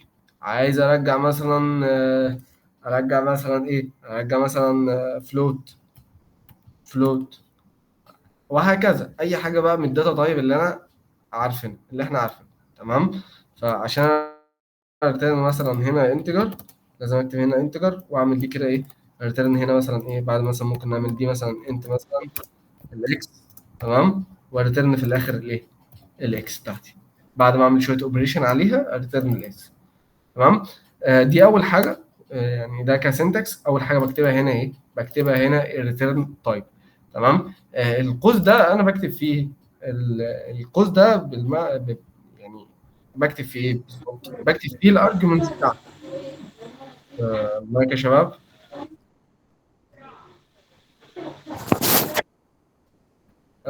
برتن فيه بحط فيه الارجيومنت بتاعتي. طب الارجيومنت بتاعتي اللي هي ايه بالظبط؟ انا دلوقتي زي ما قلنا من شويه ان انا مثلا عايز ايه؟ عندي اري. انت مثلا اري من 5 ارقام وايكوال مثلا ايه؟ 3 5 4 6 مثلا وهكذا. تمام. انا عايز اودي الحاجه دي احطها في الفانكشن اديها له وهو يعمل عليها الاوبريشن ويرجع لي مثلا حاجه. طب انا اديها له ازاي؟ اديها له عن طريق الارجيومنت اللي هنا، ان انا اديها له عن طريق الحته دي. تمام. لما اجي استدعيه ادي له الحاجه بتاعتي يشتغل عليها وبعد كده يرجعها لي او يرجع لي اي حاجه تانية. تمام. حاجه زي كده انا ممكن اخد مثلا هنا زي ايه؟ مثلا ممكن اخد اري مثلا. انت الاري مثلا وهتكون بالطريقه دي كده. انا كده يعتبر باخد ايه؟ باخد اري وبرجع رقم. تمام. هنا الحاجه اللي انا باخدها، تمام، الفانكشن بتاخدها، وهنا الحاجه اللي الفانكشن بترجعها. تمام. دي الريتيرن تايب ديت الارجيومنت اللي بستقبلها. تمام. الارجيومنت ممكن يكون حاجه واحده بس او ممكن يكون حاجتين. مثلا انت مثلا واي مثلا ممكن يكون 3 حاجات مثلا. فلوت مثلا زد مثلا ممكن يستقبل 3 حاجات عادي. طب حاجه زي كده انا دلوقتي انا عايز اطبقها فعلا واستخدمها عندي في الفانكشن. طب انا اهو ده كده استدعيت مثلا خدت من الفانكشن خدت الاري ورجعت رقم. تمام. وبترجع هنا رقم اهي. طب انا دلوقتي عايز استدعيها عندي هنا. طب انا استدعي او كل الحاجه دي ازاي؟ عن طريق الاسم بتاعها. الاسم بتاعها ده هو ده عنوانها ودي الحاجه اللي انا بناديها بيها. طب ايه السنتكس اللي انا اناديها بيها او الحاجه اللي انا اناديها بيها؟ احنا قلنا ان هي بترجع مثلا رقم. ولا خلينا في الاول في الحته دي. انا بعمل دي كده واعمل دي كده واعمل هنا ايه مثلا؟ array تمام ماشي. الاري بتاعتي وكانت كده انا استدعيتها واديتها الاري بتاعتي. طب انا دلوقتي هي بترجع رقم. طب انا ارجع الرقم ده احطه فين؟ لازم احطه في حاجه. فاهم؟ فانا ممكن نعمل كده. ده النمبر مثلا بتاعي واعمل النمبر بتاعي ايكوال السولف. كده انا عملت ايه؟ كده انا دلوقتي اديت فانكشن عندي اسمها سولف. تمام. اديتها الاري بتاعتي اللي هي ديت. تمام. اديتها الاري. تمام. وعايز منها رقم ايا كان بقى الفانكشن دي بتعمل ايه. ممكن اوظفها بالطريقه اللي تعجبني. احط هنا شويه اوبريشن تطلع لي رقم. انا عايز مثلا اكبر رقم في الاري دي. تمام. فانا اديله الاري ويرجع لي هو رقم واحد بس. اكبر رقم مثلا هو ال7. فانا هنا افضل اعمل فور لوب وتشيك مين اكبر واحد وارجع له في الاخر اكبر رقم. وهكذا. عايز السمشن زي ما قلنا من شويه. فانا ابعت له الاري ويرجع لي السمشن بتاعي. شويه الاوبريشن هنا بقى دي بتاعتي انا ك بروجرام. انا اللي اكتب شويه الاكواد هنا تعمل لي السمشن بتاعه. تمام. زي ما قلنا دي ريتيرن تايب ديت الارجيومنت والارجيومنت ممكن تكون كذا رقم او رقم واحد بس as you like. يعني ده على حسب تطبيقك انت في الاول والاخر. قلنا الريتيرن تايب ديت على حسب على حسب الداتا تايب اللي هنا. رجعت الاكس هنا عشان دي انتجر، لازم تكون دي انتجر. تمام. ممكن تكون زي ما قلنا دي، ممكن تكون فويد. انا مش عايز ارجع حاجه، انا عايز اعمل بس حاجات كده، اوضع هنا مثلا سي اوت مثلا، مثلا هيلو مثلا، وخلاص على كده.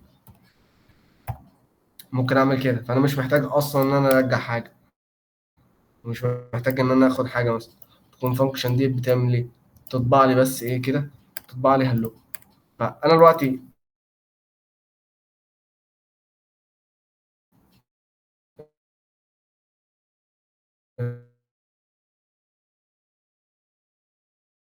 آه، رجعت فويد واخدت فويد كده، استدعيت الفانكشن دي كده وعملنا ران، طلعت لي هلو. انا استدعيت باسم الفانكشن، تمام. راحت اول ما مشي على كده 1 2 3 4. الكلام ده مش موجود طبعا. تمام. اول ما دخل هنا جه ينفذ المنت مين، راح الفانكشن، فراح طلع فوق، استدعى الفانكشن ديت، طبع الهلو ورجع تاني. تمام. ممكن نعمل هنا برضو ايه، سي اوت مثلا هلو تاني.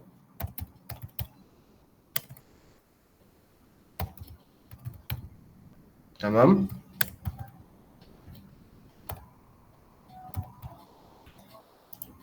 اهو ده عمل ايه.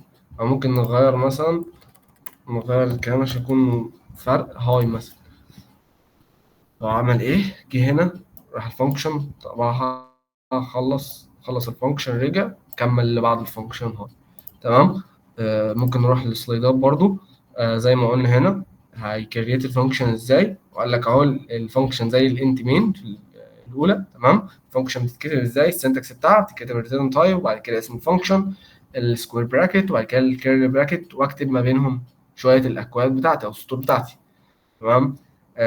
مثال مثلا الفانكشن مثلا زي كده، زي ما عملناها برضو. قال لك ان انت مثلا تعمل فانكشن زي كده فويد، الريتيرن تايب بتاعها فويد. الريتيرن تايب دي الحاجه اللي هي بترجعها من اسمها. تمام. وهنا اسمها، وهنا ما بتستقبلش حاجه، الارجيومنت بتاعها فويد، ما بتستقبلش حاجه. وهنا كتب الكود بتاعه، المفروض ان هو يطبع ده. جه هنا في الانت مين استدعى الفانكشن، كول ذا فانكشن. تمام. وطبع الحاجه، المفروض الاوت بتاعي يكون بالمنظر ده. تمام. مثلا حاجه زي كده، انا دلوقتي ممكن عايز اكررها 3 مرات،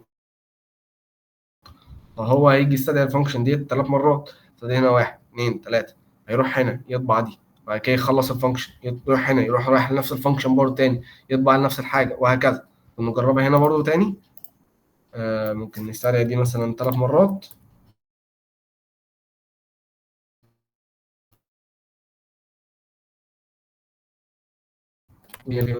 اهو هلو هلو هلو 3 مرات. تمام. دلوقتي يا شباب في حاجه تانيه. تمام. انا دلوقتي الفانكشن بتاعتي موجوده فوق. تمام. انا عايز يكون الفانكشن بتاعتي موجوده فوق، انا عايز ابقى احطها تحت عشان يبقى الشكل حلو كده. المين في الاول، والفانكشن تحت. كل الفانكشنز اللي انا عايزها كلها هحطها تحت. نعمل حاجه زي كده، يطلع لي ايرور على طول. شوف طلع لي ايرور. قال لي ايه؟ قال لي السولف ديت wasn't declared. تمام. ان هو اصلا مش عارفها ايه السولف دي اساسا. اصل هو الكومبايلر بتاعي بينفذ ازاي، بينفذ سطر سطر. هو جه كده سطر سطر سطر سطر، نزل هنا، نزل الانت مين، جه هنا، جه ينفذ السولف. هيقول لي ايه السولف دي، هل هو شافها قبل كده؟ ما شافهاش قبل كده عشان هي تحتيه، لسه ما عداش عليها. فانا اول ما اجي هنفذ هنا، هنفذ السولف، فيقول لي السولف دي مش موجوده، انا ما اعرفهاش اساسا. فنعمل حاجه زي كده ازاي، او نتجنب حاجه زي كده ازاي؟ يعني نظبط حاجه زي كده. ممكن نلغي الفويد دي برضه عشان يبقى الشكل بتاعها لطيف. ممكن نظبط حاجه زي كده ازاي، ان انا اعرفه الاول، اقول له ان انا عندي فانكشن اسمها السولف، وتعرفها لسه تحت، لا يوم ما تحتاجها انزل لها تحت بقى. بس في الاول عشان الكود الكومبايلر يكون عارفها، بعمل حاجه اسمها ديكلاريشن. دي الديفينيشن بتاعها. لازم انا اعمل حاجه، لو انا هكتبها تحت كده لازم اعمل حاجه اسمها الديكلاريشن. تمام. ديكلاريشن عن طريق ان انا اكتب نفس الفانكشن بالظبط، بس مش هكتب لها اي حاجه، احط بس سيمي كولون كده واقفلها. انا كده ما كتبتش الكود بتاعي، ما كتبتش اي حاجه، بس انا مجرد بس عملت له ايه، عملت له الديكلاريشن، عرفته بس الفانكشن بتاعتي. في فانكشن عندي اسمها سولف، فلما تقابلك هنا ما تعمليش ايرور، انزل لها تحت، هي لسه تحت، انت لسه ما قابلتهاش. تمام. هنعمل رن زي كده، اشتغلت معايا وزي الفل بسبب ان انا موجوده تحت عندي اهي. بس مجرد ان انا عملت لها ديكلاريشن عشان لما تقابلني هنا انا خلاص انا البروجرام عندي عارف ان في فانكشن اسمها solve، استنى لسه هتعدي عليها تحت، تمام؟ فما تعمليش ايرور هنا، تمام؟ ديت الجزئيه دي، تمام؟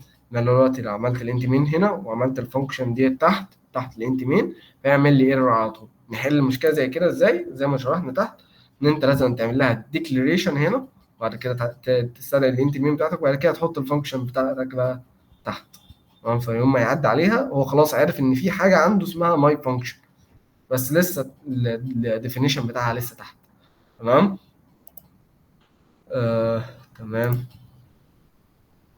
دي قلناها البارامترز او الارجيومنت. لما اجي اقدر احط للفانكشن بتاعتي كذا حاجه، ممكن احط لها حاجه واحده، حاجتين، ثلاثه، والحاجه دي اللي هي تتحط في السكوير براكت ده، تمام؟ اسمها ايه؟ اسمها الارجيومنت او البارامترز، تمام؟ ممكن نرجع دي تاني فوق. اي حاجه تتكتب هنا مثلا انت اكس مثلا، انت مثلا واي، مش عارف فلوت، مش عارف زد مثلا، وهكذا. كل الكلام ده هو اسمه ايه؟ argument او parameter، تمام؟ طبعا لازم عشان اعمل حاجه زي كده لازم احط برضو نفس الحاجه. المفروض ان هو يطلع لي ايرور عشان الفانكشن دي مش نفس الفانكشن دي، هيقول لي لازم تكتب حاجات هنا مثلا. عملنا ممكن نجرب الايرور الاول، طلع لي ايرور على طول. لو مسحنا مثلا 2 كفايه واحده بس، تمام؟ ممكن نكتب هنا ايه مثلا 3 4 5 مثلا، يشتغل معايا زي الفل عشان هو قبل مني. ايا كان بقى انا هعمل بيها حاجه او مش هعمل بيها حاجه، انا لازم انت تحط له الارقام زيها زي اللي فوق بالظبط، تمام؟ نيجي اللي بعديها. هنا كاستخدام مثلا هو بيقول لك ان انت مثلا عايز ايه؟ عايز تطبع مثلا حاجه زي كده، بس تغير الاسم ده، تمام؟ فانا ممكن اعمل ايه؟ ابعت له الاسم دوت ليام مثلا، ابعته هنا في السترنج بتاعه، تمام؟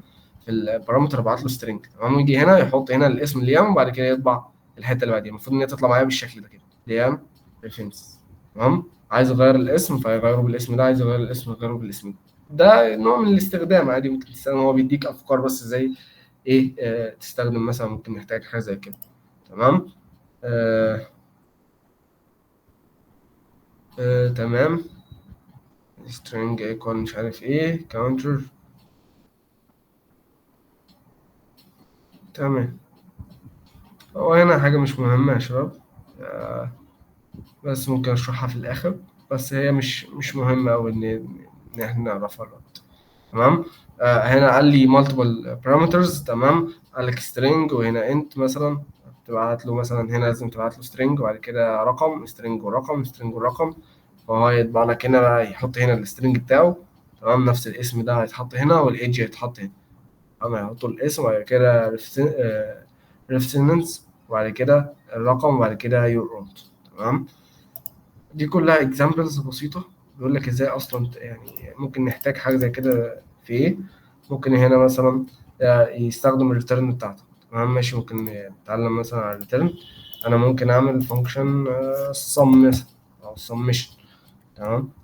استقبل رقمين وارجع له الناتج بتاعهم، تمام؟ ممكن استقبل رقمين هنا، نمسح دي كده اهي، وانا برجع رقم مثلا الصم بتاعه، تمام؟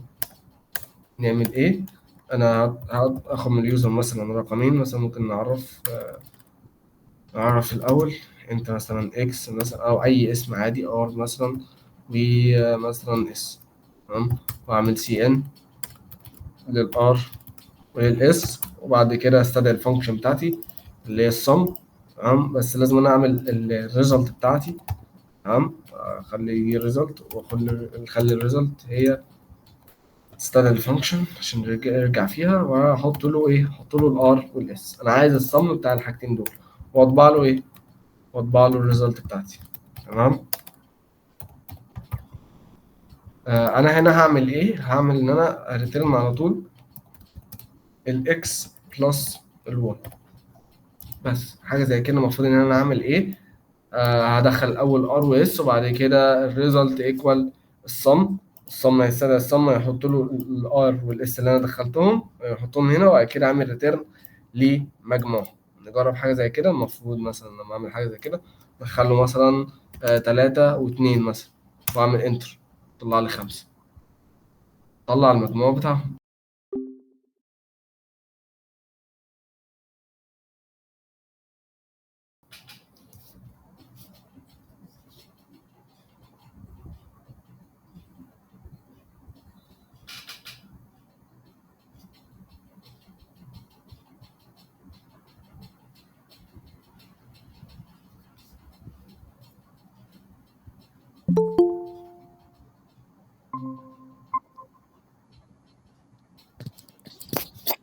تمام كده يا هندسة، كمل فانكشن. تمام. تمام.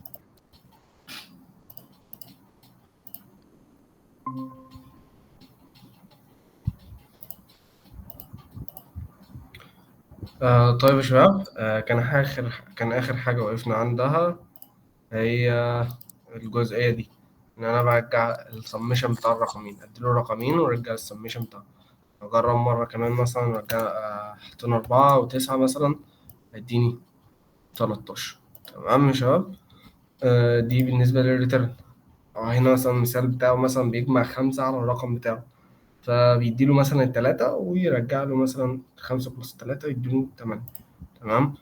الفانكشن دي نفس اللي عملناها برضو، حطيت له رقمين 5 و3. تمام، بس انا عملتها عن طريق اليوزر، يعني كتطوير عن الحاجه زي كده، يعني ما تكونش ثابته. تمام. آه هنا بيطبع الرقم، بيريتيرن ويطبعه، نفس اللي احنا عملناه برضو. تمام. كان في حاجه اسمها ريكيرجن، بس يعني يا شباب يعني ممكن اشرحها. تمام، مش هشرحها، بس يعني هي، يعني لو انت ما فهمتهاش يعني سكيبها الوقت وبقى افهمها بعدين، بسبب الريكيرجن يعني حاجه معقده شويه. تمام، وهي ادفانسد من الفانكشنز يعني وكده. تمام. هنرجع بس للجزئيه يعني كنا سيبناها قبل كده، قلت اشرحها في الاخر. تمام. كانت فين؟ ايوه هنا. تمام يا شباب، حاجه زي كده يعني الشكل ده غريب. انا دلوقتي هنا حاطط لي ايه؟ المفروض يكون بارامتر او ارجيومنت. تمام، مفيش هنا ايكوال حاجه. تمام، حاجه زي كده بيعملها ليه؟ بيعمل حاجه زي كده عشان يخلي دي الديفولت بتاعي. تمام. انا دلوقتي المفروض ان هو يستقبل مني سترينج. فانا لو بعت له سترينج مثلا، تمام، بعت له الاسم ده سويدن. تمام. حطيته هنا، فاستقبله هيطبع لي ايه؟ نفس الاسم. حطيت له انديا، هيطبع لي انديا. تمام، ما حطلوش حاجه بقى. وهي دي الجزئيه اللي انا بقول لك عليها. انا بقى هنا لو هنا ما فيش ايكوال مثلا الاسم ده، تمام، فهو يعمل لي ايرور عشان هو مستني مني سترينج. تمام. انا هنا حطيت له سترينج، فعمل رايت على الكلام ده، يعني هو مسح الكلام ده وكتب فوقيه. تمام، فطبع لي الحاجه اللي انا باعتها. تمام. انا دلوقتي ما بعتلوش حاجه، فهو اوريدي اساسا الكانتري عنده بكام؟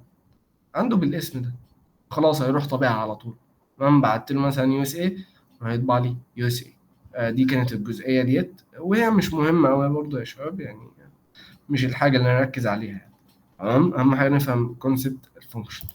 نيجي بقى لجزئيه الريكيرجن، او قبل الريكيرجن بس يا شباب ثواني. احنا كنا في الاول كنا شرحنا المساله اللي هي كانت قعدنا نكرر فيها، وقعدنا نقول ليه لازم يكون في حاجه اسمها فانكشن. تمام، عشان نتجنب حاجه الجزء التكرار ده. فديت مثلا ده الملخص بتاع المثال الاولاني. المثال الاولاني كان في كذا فور لوب دي متكرره مليون مره.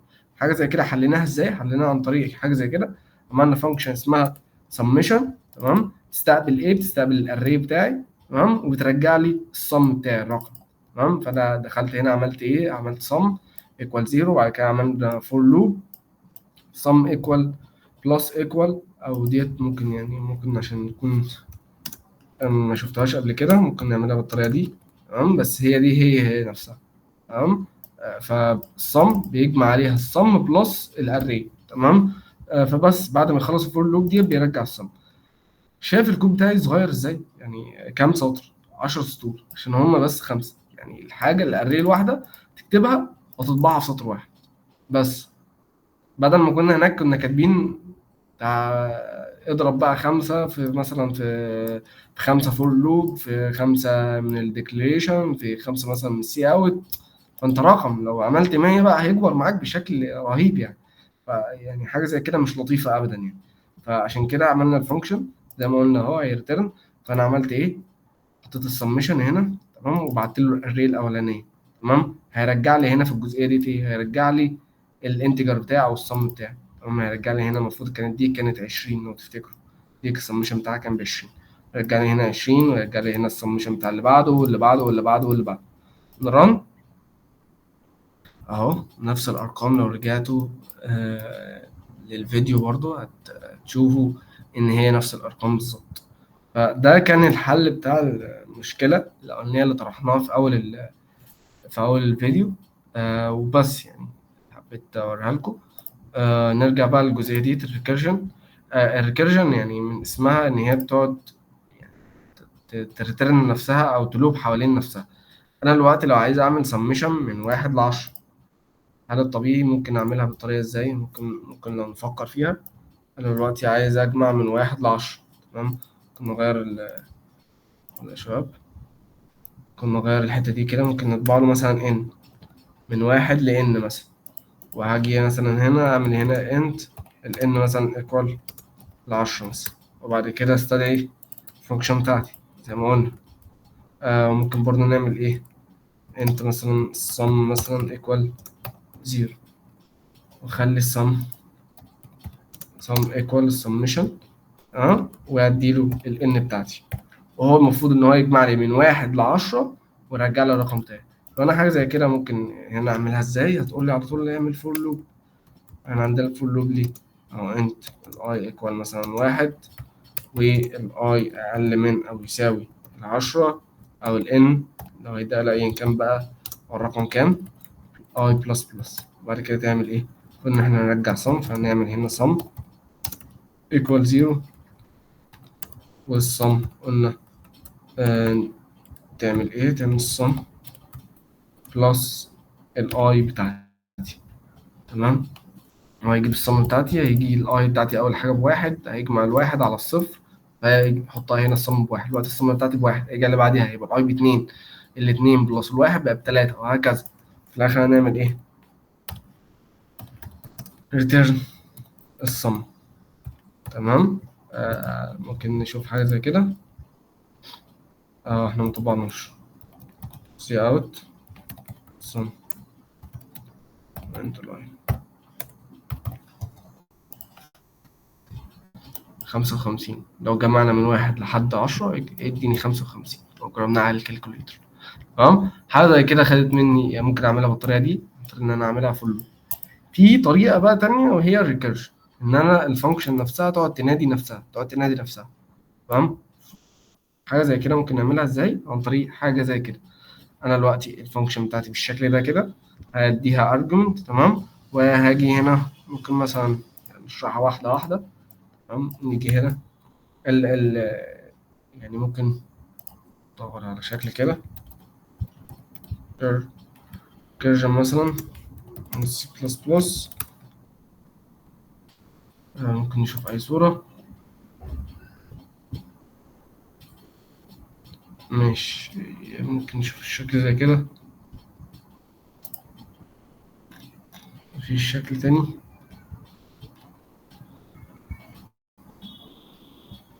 تمام ماشي، ممكن نشوف شكل زي كده.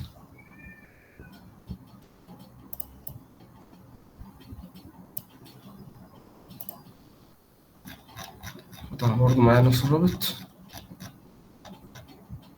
فين الصورة؟ الصورة مش موجودة. تمام ماشي، ممكن أو نعمل كده. نسيب الإيمج. ثواني شباب.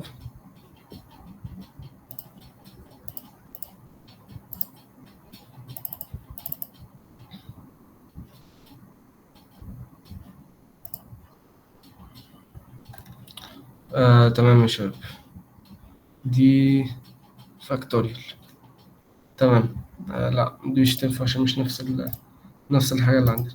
تمام ماشي، ممكن نشرحها هنا. ممكن نعمل حاجة زي كده. ثواني.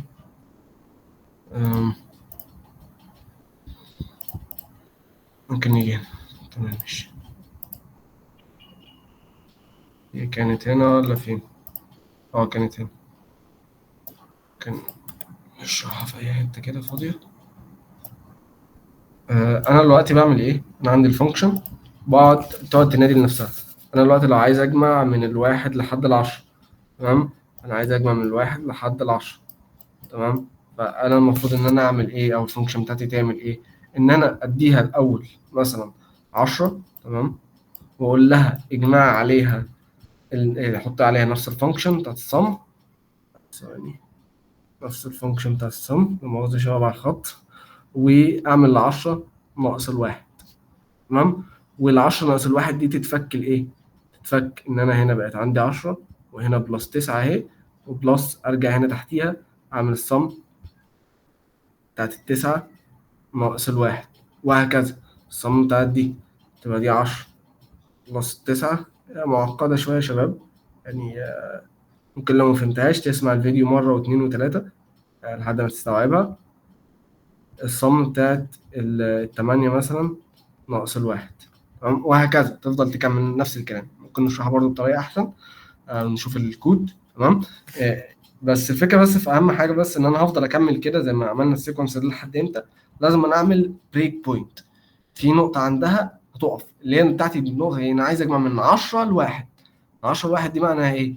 إن أنا هقف عند الصفر، إن أنا بعد الصفر مش هكمل. فدي حاجة اسمها بريك بوينت. فنعمل حاجة زي كده إزاي؟ عن طريق إن إحنا قلنا زي ما هو هنا أهو، تمام؟ أول حاجة إن أنا هعمل الصم بتاعتي اللي هي هديها 10 مثلا، وأجي هنا البريك بوينت بتاعتي اللي هي الجزئية دي، لو الكي بتاعتي أكبر من الصفر كمل، لو لأ ريتيرن الصفر. ديت هي البريك بوينت، ريتيرن الصفر على طول، تمام؟ فأنا حاجة زي كده أعملها إزاي؟ عن طريق إن أنا ريتيرن الرقم بتاعي ديت اللي هو كان كام. ممكن نعمل حاجة زي كده، تمام؟ الرقم بتاعي هنا كان كام؟ كان 10. دي كانت 10، دي عبارة عن إيه؟ دي كانت 10، تمام؟ وأجمع عليها الصم بتاعي نفس الفانكشن بتاعتي، استدعيها مرة تانية، تمام؟ بالعشرة ناقص الواحد، تمام؟ فأنا دلوقتي عملت إيه؟ جمعت ال10 بتاعتي، الرقم بتاعي اللي هو الكي، تمام؟ وبعد كده استدعيت الفانكشن نفسها، تمام؟ بس المرة دي بدل ما ابعت ال10 بعت 9، تمام؟ فهيعمل إيه؟ هيروح يستدعي في الفانكشن دي، هيروح مرة تانية لهنا نفس الفانكشن. امال ايه اسمها ريكيرجن ليه؟ عشان تقعد تلوب على نفسها. هيدخل هنا هيقول له الكي اكبر من الصفر، الكي اكبر من الصفر، 9 اكبر من الصفر، تمام؟ هيجي هنا هيقول له خلاص اجمع لي الكي بلس الصم تاني نفس الفانكشن. فهي في الاساس كانت عندي كام؟ كانت عندي 10، يبقى كده 10 بلس 9 بلس الصم للكام؟ ل 9 ناقص الواحد. ما عندي الكي دلوقتي ب9، فيستدعي نفس الفانكشن تاني مرة تانية. هيروح هنا يرجع هنا يقول له طب خلاص بتاعت الكي عندي بكام؟ ب8. هنا عندي هتكون الكي ب8، تمام؟ فهدخل هنا، هل الكي اكبر من الصفر؟ 8 اكبر من الصفر، خلاص اجمعها لي. نفذ نفس السطر ده كده، تمام؟ فهيبقى عندي كام؟ 10 بلس 9 بلس 8 بلس الصم لل8، 8 ناقص الواحد. فهيجي هنا ديت عندي ب7، هيروح يسري نفس الفانكشن تاني، هيفضل وهكذا وهكذا وهكذا. دلوقتي عندي لو خدتوا بالكم من التسلسل هيفضل عندي ايه شكل عامل ازاي؟ 10 9 8 7 6 5 4 3 2 1 اهو 6. تفضل دي نفس الحاجه تتكرر تاني. 5 4 3 2 1.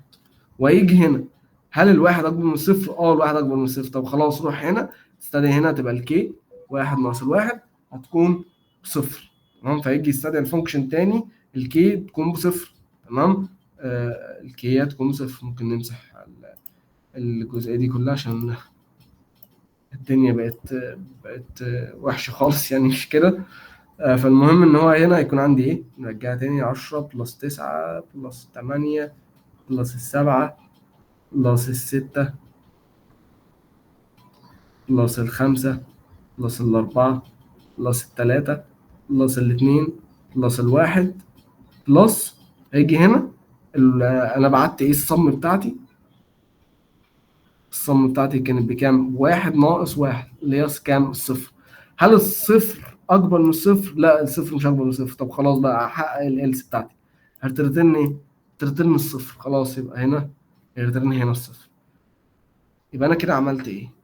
بطريقه غير مباشره جمعت ال 10 بلس 9 8 7 6 3 2 1 لحد الصفر، وعملت في الاخر ريتيرن للكلام ده كله مع بعض. الكلام ده كله مع بعض هي الريتيرن اللي هو رقم بتاعي بكام؟ 55. بس دي كانت كل فكرة الريكيرجن يا شباب باختصار. الريكيرجن تقيلة يعني وصعب تستوعبها من أول مرة، ممكن تعيد الفيديو كذا مرة. وبس هي اهو نفس الكلام اللي احنا كنا قايلينه. جمع الأول 10، بعد كده بعت الصم بتاع 9، جمع 10 بلس 9، الصم بتاع 8 اتقسمت لل8 والصم بلس 7 وهكذا لحد الآخر ما جمع عندي كل الكلام ده. بس يا شباب دي كانت هنا بالغلط. بس يا شباب ودي كانت السيشن بتاعتنا، كانت آخر حاجة معانا هي الريكيرجن، وأتمنى يكون الشرح كان لذيذ ومفهوم بالنسبة لكم. وبس يا شباب. تمام، شكرا يا هندسة، شكرا ليك. العفو يا هندسة.